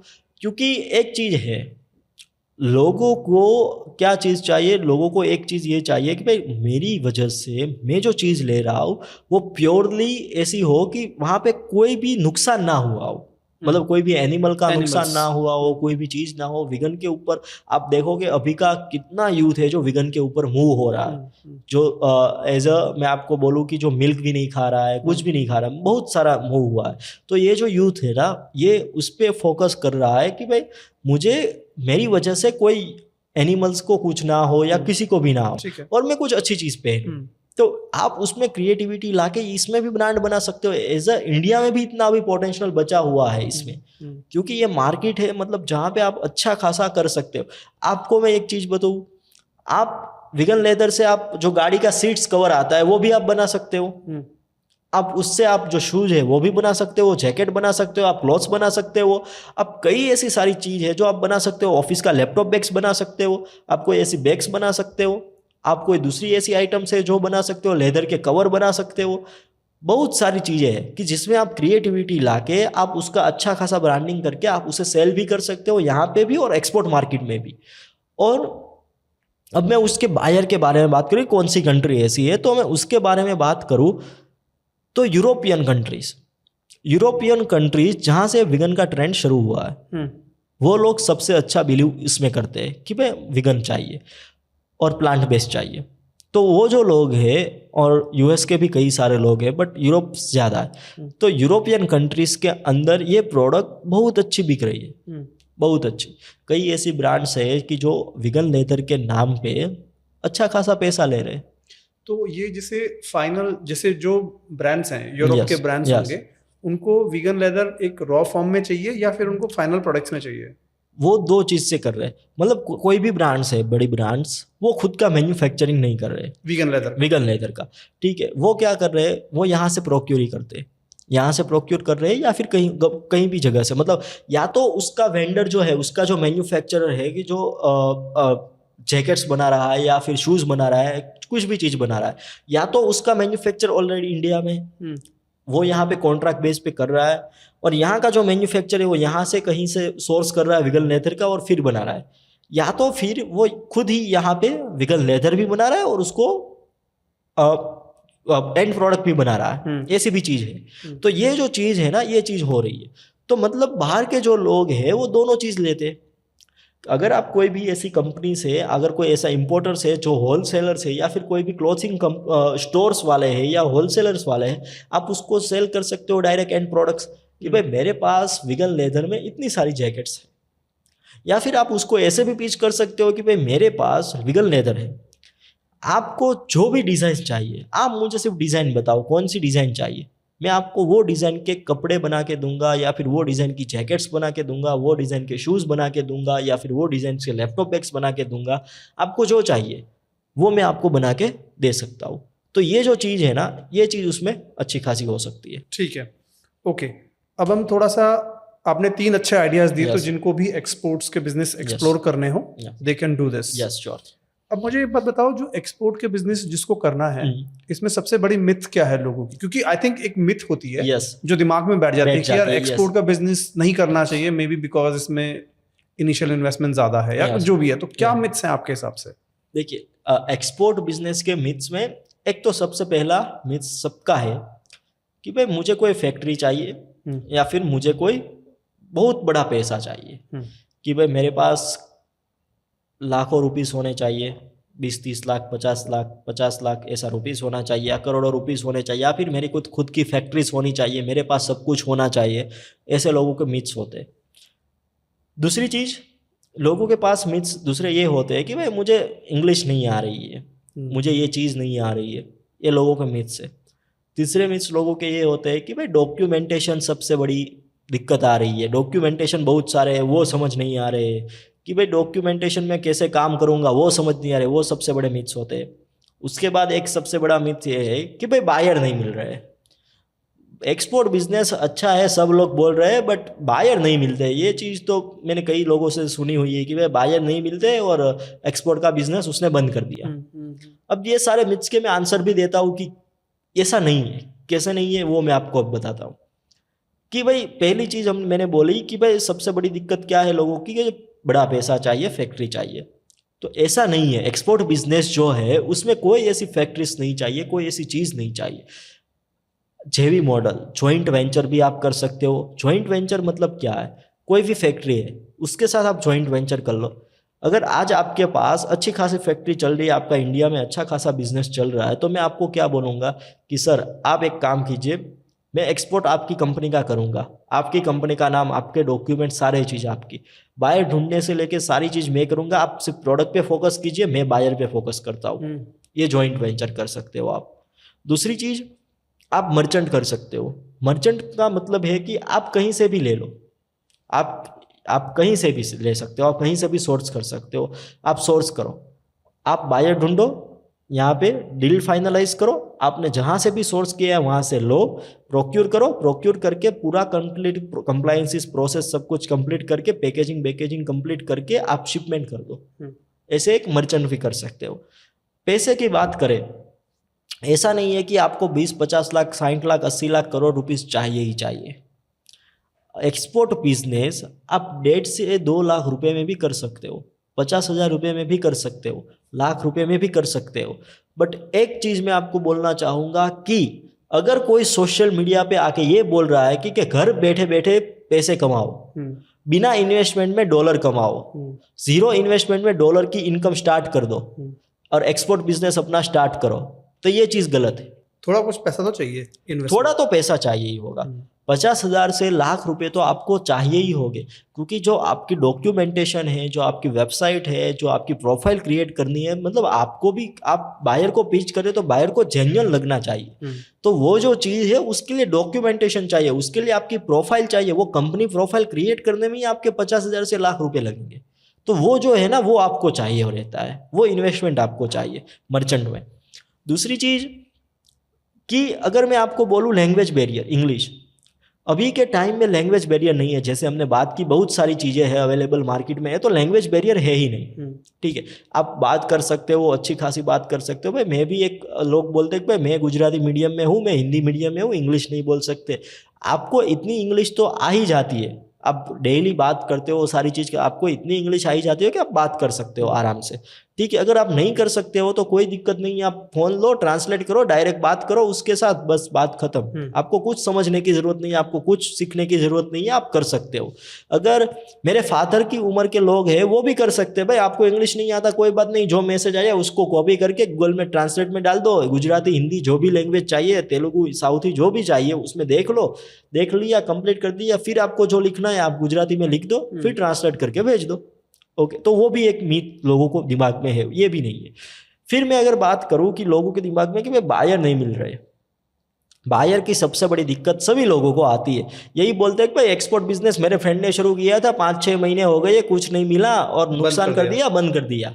ऐसे लोग कई सारे आते। तो उसको मैं एक ही चीज़ कहूँगा कि बायर जो है उसका डेटा सभी जगह पे अवेलेबल है, सारी चीज़। आप मतलब कहीं पे भी ढूंढोगे, आप गूगल में ढूंढो, आप इंस्टाग्राम पे ढूंढो, फेसबुक पे ढूंढो, लिंक्डइन पे ढूंढो, जहाँ पे भी आउटरीच करोगे आप, बायर का डेटा अवेलेबल ही है। बायर ढूंढना इतनी बड़ी बात ही नहीं है, बट आपको ये पता होना चाहिए कि मैं किसे अप्रोच कर रहा हूँ, मैं कैसे अप्रोच कर रहा हूँ, ये सबसे बड़ी मेन चीज़ है। फिर मैं आपको ये चीज़ बोलूँगा कि भाई मैं किसी को भी अप्रोच कर रहा हूँ, बट वो बंदा काम कर रहा है कि नहीं कर रहा है वो भी मुझे नहीं पता है, तो आप क्यों उसके पीछे पड़े। मैं एक चीज़, सबको एक चीज़ पूछता हूँ यहाँ पे, आप में से कितने ऐसे लोग होंगे कि जिसने यहाँ पे कोई भी बिजनेस आज से पहले शुरू किया होगा और इंस्टाग्राम पे या फेसबुक पे अपना अकाउंट बनाया होगा, और जब आपने बिजनेस बंद कर दिया तो अकाउंट आपने बंद कर दिया हो? कितने लोग होंगे? कोई नहीं होगा, छोड़ देते हैं लोग ऐसे ही छोड़ देते हैं, उसमें कुछ करते नहीं है, पर बंद नहीं करते। ठीक है ना, सेम वही चीज़ है। आपका नंबर है, आपका गूगल में नाम लिस्टेड है, कंप्लीट है, आपने डेटा निकाला, आपने इंस्टाग्राम से डेटा निकाला, आपने नाम देखा, बट आप वो क्यों नहीं देखते हो कि उसकी लास्ट पोस्ट कब थी, वो उसने लास्ट कब ये चीज़ किया, वो कितने टाइम से एक्टिव है, कितने टाइम से नहीं है, वो चीज़ क्यों नहीं देखते हो? फिर आप उसके पीछे 20 दिन पड़े रहोगे, आप उसको 50 मेल करोगे, 100 मेल करोगे, तो उसका कोई मतलब ही नहीं है, एक्टिव ही नहीं है वो, एक्टिव ही नहीं है। तो मतलब वो चीज़ देखनी सबसे ज़्यादा ज़रूरी है कि भाई आप उसको कनेक्ट करो, आप उसको मेल करो, तो आप उसको पहले उसकी प्रोफाइल को एनालिसिस करो, आप उसको समझो, कि भाई ये इतने टाइम से कर रहा है, इसका इतना एक्टिवनेस है, ये इतनी चीज़ कर रहा है, इसको ये चीज़ चाहिए, उसके पास इतनी चीज़ें हैं, तो मैं उसको ये रेट पे दे सकता हूँ, ये चीज़ दे सकता हूँ, उसको मैं इस हिसाब से पिच कर सकता हूँ, ये कर सकता हूँ, वो चीज़ आप देखो। मतलब जो कर ही नहीं रहा है उसके पीछे भागने का कोई मतलब नहीं है। ठीक है, ओके। और ये सबसे बड़ा मीथ है लोगों का, यही चीज़ आती है। ठीक है, आपने एक्सपोर्ट का जो बिजनेस आप कर रहे हो अभी, Yes. आपको क्या लगता है सबसे बड़ी मिस्टेक क्या कर रहे हो आप, या आपको लगा यार मैंने ये बड़ी मिस्टेक करी, ये नहीं करनी चाहिए? ओके, मैंने जब एक्सपोर्ट स्टार्ट किया था तब मैंने एक सबसे बड़ी मिस्टेक की थी, और वो सबसे बड़ी मिस्टेक थी मेरी कि मैं बायर ढूंढने लगा। मैंने बायर ढूंढा, मेरी प्रोफाइल मैंने थोड़ी सी, मतलब प्रोफाइल का मैं अगर देखूँ तो मैंने भी जैसे बोला, मैं भी और लोगों की तरह ही था कि भाई मैंने अपनी पूरी प्रोफाइल कंप्लीट नहीं की थी।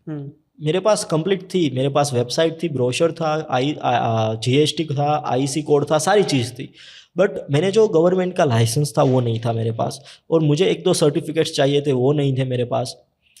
वो भी कोई बड़ी दिक्कत नहीं थी। मुझे बायर ने अप्रोच किया, बायर के साथ मेरी बात हुई, बायर ने मुझे बोला कि मुझे ये प्रोडक्ट्स चाहिए।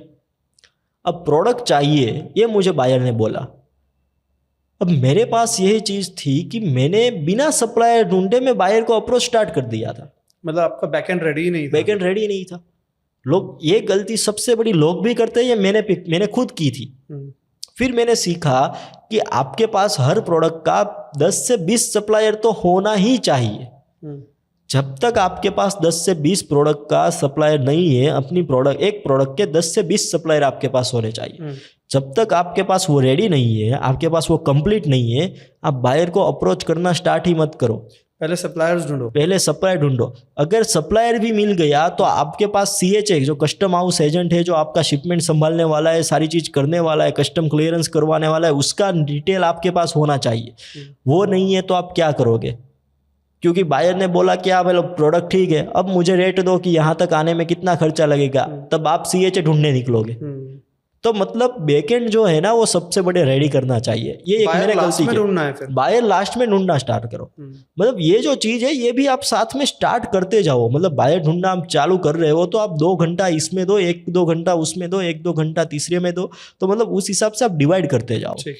तो ये जो चीज़ है ना, ये चीज़ मैंने सबसे बड़ी गलती ये मैंने की थी, उसकी वजह से मेरा बायर भी चला गया। और इंटरनेशनल मार्केट में एक चीज़ है कि एक बार आपने बायर का ट्रस्ट खोया तो फिर वो वापस नहीं आ सकता, आप कैसे भी कर लो। क्योंकि यहाँ पे अगर इंडिया में आपको कोई इमोशनल होके या कुछ चीज़ करके आपको कोई दूसरा मौका देगा, इंटरनेशनल मार्केट में आपको कोई दूसरा मौका नहीं देगा। ये चीज़ हमेशा याद रखनी है। भाई एक बार बायर ने बोल दिया कि भाई आप अब रिजेक्टेड, आप फिर कितना भी ट्राई कर लो वो आपके पास नहीं आएगा। ठीक है।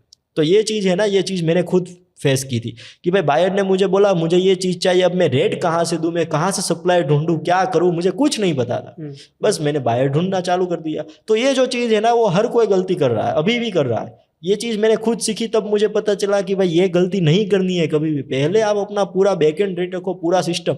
आज आके किसी ने बोल दिया कि भाई मुझे 20 फीट का कंटेनर भेज दो, अब मुझे ये नहीं पता कि पीछे क्या करना है, तो फिर मैं क्या करूँगा?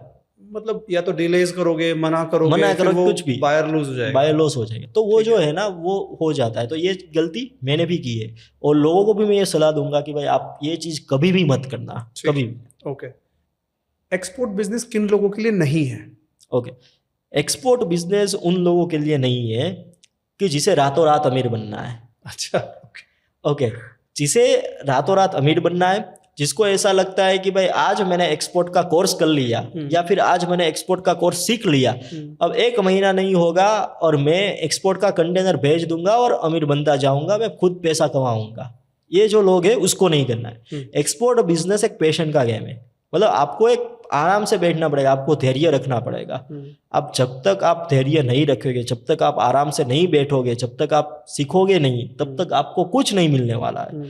मतलब मैं ये बोल रहा हूँ कि 6 महीने से 1 साल आपको एक्सपोर्ट बिजनेस को देने ही देने होंगे, मिनिमम है। ओके, 6 महीने से 1 साल आप एक्सपोर्ट बिजनेस को दोगे, उसके बाद आपको स्टार्ट होगा। उसके बाद आपको पता चलेगा। आपके 5-6 महीने तो ऐसे ही सीखने में चले जाएंगे कि मैं ये करूँ, ये ना करूँ, वो चीज़ करूँ। दूसरी चीज़ एक इसको नहीं करना चाहिए कि जिसको ऐसा हो कि भाई जो बहुत ओवर थिंक करो। बहुत। लाइक मैं आज कुछ देख रहा हूँ और मुझे लगा कि मैं ये कर दूं, कल मैं देख रहा हूँ मुझे लगा ये कर दूं। ऐसे बंदे को कभी नहीं करना चाहिए, क्योंकि एक्सपोर्ट बिजनेस में क्या चीज़ है, जो रील देख के जो एक्सपोर्ट स्टार्ट करते हैं, रील देखकर एक्सपोर्ट स्टार्ट करे उसकी भी गलती नहीं, पर रील देखकर जो प्रोडक्ट सिर्फ सिलेक्ट कर देते हैं बिना रिसर्च के, उसको नहीं करना चाहिए। क्योंकि आज कोई रील देखी कि भाई ग्रीन चिल्ली, तो वो ग्रीन चिल्ली पे फोकस कर देगा। कल रील देखी कि भाई ये प्रोडक्ट पे, तीसरी कोई रील देखी वो प्रोडक्ट पे। मतलब आपका प्रोडक्ट है वो फिक्स होना चाहिए और उस पर रिसर्च होनी चाहिए, उस पर रिसर्च होनी चाहिए, क्यों चूज किया है, कहाँ पे वो जाएगा, कैसे जाएगा, वो सारी चीजें उस पर क्लियर करनी रहती है। उसका पूरा मार्केट रिसर्च करना पड़ता है, सारी चीज करनी पड़ती है। अब आप महीना नहीं होता तब 2 से 3 प्रोडक्ट तो आप चेंज कर देते हो, फिर बोलते हो कि भाई 6 महीना हो गया अब एक्सपोर्ट नहीं हुआ तो कैसे होगा। आज मैं बायर ढूंढ रहा हूँ मोरिंगा प्रोडक्ट्स का, ठीक है। अब मैंने 2 से 3 हफ्ते निकाले, बट मुझे बायर नहीं मिला। मैंने बायर को अप्रोच स्टार्ट किया है, ठीक है, बायर को अप्रोच स्टार्ट किया, पर किसी का रिप्लाई अभी तक नहीं आया। सिर्फ अप्रोच स्टार्ट किया है, सबको मेल किया, 2 से 3 वीक हो गए। अब मुझे पता चला कि कल मेरे फ्रेंड मुझसे मिलने आया। अब उसका कोई दोस्त है या उसका कोई भाई है, उसने एक कोई कंटेनर एक्सपोर्ट किया, कोई भी प्रोडक्ट एक्सपोर्ट की। तो मेरे फ्रेंड ने मुझे बोला कि मेरे भाई का ये प्रोडक्ट गया, तो मैं पूछूंगा कहाँ गया, वो बोलेगा कि भाई उसका कंटेनर तो गया वियतनाम। तो अब मैं क्या करूँगा, वो जाएगा, उसके बाद मैं क्या करूँगा, वो प्रोडक्ट और वियतनाम के बायर ढूंढना शुरू कर दूंगा। मतलब आप कह रहे हो कि डिस्ट्रैक्शन हो जाएगा। तो वो मैं अपनी प्रोडक्ट में जो 2 हफ्ते मैंने लगाए हैं, जिसका मैंने अभी तक मैसेज ही डाला, उसका फॉलोअप नहीं लिया है मैंने अभी तक, वो मैं 2 हफ्ते से 3 हफ्ते से किया। अब उसने मुझे बोला कि वियतनाम में ये प्रोडक्ट के बायर, उसने अभी एक कंटेनर भेजा, तो मैं क्या करूंगा, ये प्रोडक्ट छोड़ दूंगा और सीधा फोकस करूंगा वियतनाम के बायर पे और वही प्रोडक्ट पे, जिसकी मुझे इतनी नॉलेज भी नहीं है, और मैं उस पर फोकस करूंगा। अब थोड़ा 3-4 हफ्ता हुआ, फिर कोई नहीं आया और बोला, या फिर मैंने इंस्टाग्राम पे देखा या कहीं पे देखा कि भाई आज देखो, आज वो मेरी रील दिख रहा है बंदा, और मैंने डाला कि भाई आज मेरा ये कंटेनर जा रहा है कनाडा, ठीक है। मैंने अगर डाला वो चीज़, तो देखेगा कि इसकी ये प्रोडक्ट की कनाडा जा रहा है। अब मैं क्या करूँगा, डायरेक्टली कनाडा पे वो प्रोडक्ट के बाहर ढूंढना शुरू कर दूंगा, क्योंकि उसको लगेगा भाई इसने ये प्रोडक्ट भेजा है तो मैं भी भेज सकूँगा, तो वो ये करके शुरू कर देगा। बट उसको ये नहीं पता होता है कि वो बंदे ने पिछले 6 महीने से वही प्रोडक्ट में वो फोकस कर रहा है, क्या चीज़ कर रहा है, कैसे जाएंगे, वो सब उसको पता है। आप हर महीने प्रोडक्ट बदल रहे हो तो उसका कोई मतलब नहीं है, ठीक है। तो ऐसे बंदे के लिए एक्सपोर्ट बिजनेस नहीं, बिल्कुल भी नहीं। ओके, नहीं, ठीक है। पार्थ, आपने बहुत सारी चीज़ें आज अच्छे से समझाई हैं, और मैं व्यूअर्स को ये कहना चाहूँगा कि अगर आपके क्वेश्चंस हैं तो आप कमेंट्स में लिख दीजिए, हम कोशिश करेंगे कि पार्थ वो क्वेश्चंस का आंसर दे पाए। श्योर। और उम्मीद करता हूँ कि बहुत कुछ सीखने आपको मिला होगा। और एक्सपोर्ट का बिजनेस एक काफ़ी, मुझे लगता है एक ऐसी चीज़ है जो ट्राई तो करनी चाहिए। यस। और थोड़ा सा कॉम्प्लेक्स शुरू में लगता है मुझे भी, आज जैसे समझने में कुछ चीज़ों में जैसे HS कोड क्या होता है, जो टर्मिनोलॉजीज हैं, थोड़ी सी डिफिकल्टी आई। बट मुझे काफ़ी, कई लोगों को मैं जो जानता हूँ जिन्होंने एक्सपोर्ट्स के बहुत बड़े बिजनेसेस सेटअप करे हैं। तो थैंक यू सो मच अपना समय देने के लिए। Thank you. और कुछ कहना चाहेंगे? बस मैं व्यूअर्स को यही चीज़ कहना चाहूँगा कि भाई एक्सपोर्ट बिजनेस सभी के लिए है। आप एक्सपोर्ट बिजनेस एटलीस्ट ट्राई कीजिए, एक बार आप ट्राई कीजिए, एक बार आप उसके बारे में सीखिए। अगर आपको मैं एक चीज़ बताना चाहूँगा कि आप लोकल में ही सेल में मत रहिए। सिर्फ लोकल सेल से आपका कुछ नहीं हो सकता। मतलब लोकल सेल में भी अच्छा बिजनेस है, बट आप उसको स्केल कीजिए, ग्लोबली ले जाइए। आप कुछ ना कीजिए तो कुछ नहीं, सिर्फ आप उसके बारे में सीखिए, उसका नॉलेज लीजिए। आप फिर एक्सपोर्ट का बिजनेस शुरू करते हैं नहीं करते वो एक दूसरी बात है, बट आप उसकी स्किल सीखिए। क्योंकि आप ग्लोबल व्यापार जब सीखेंगे, आप जब एक्सपोर्ट का बिजनेस सीखेंगे, तब आपको पता चलेगा कितना पोटेंशियल है, किस हिसाब से एक्सपोर्ट मार्केट में सेल होता है।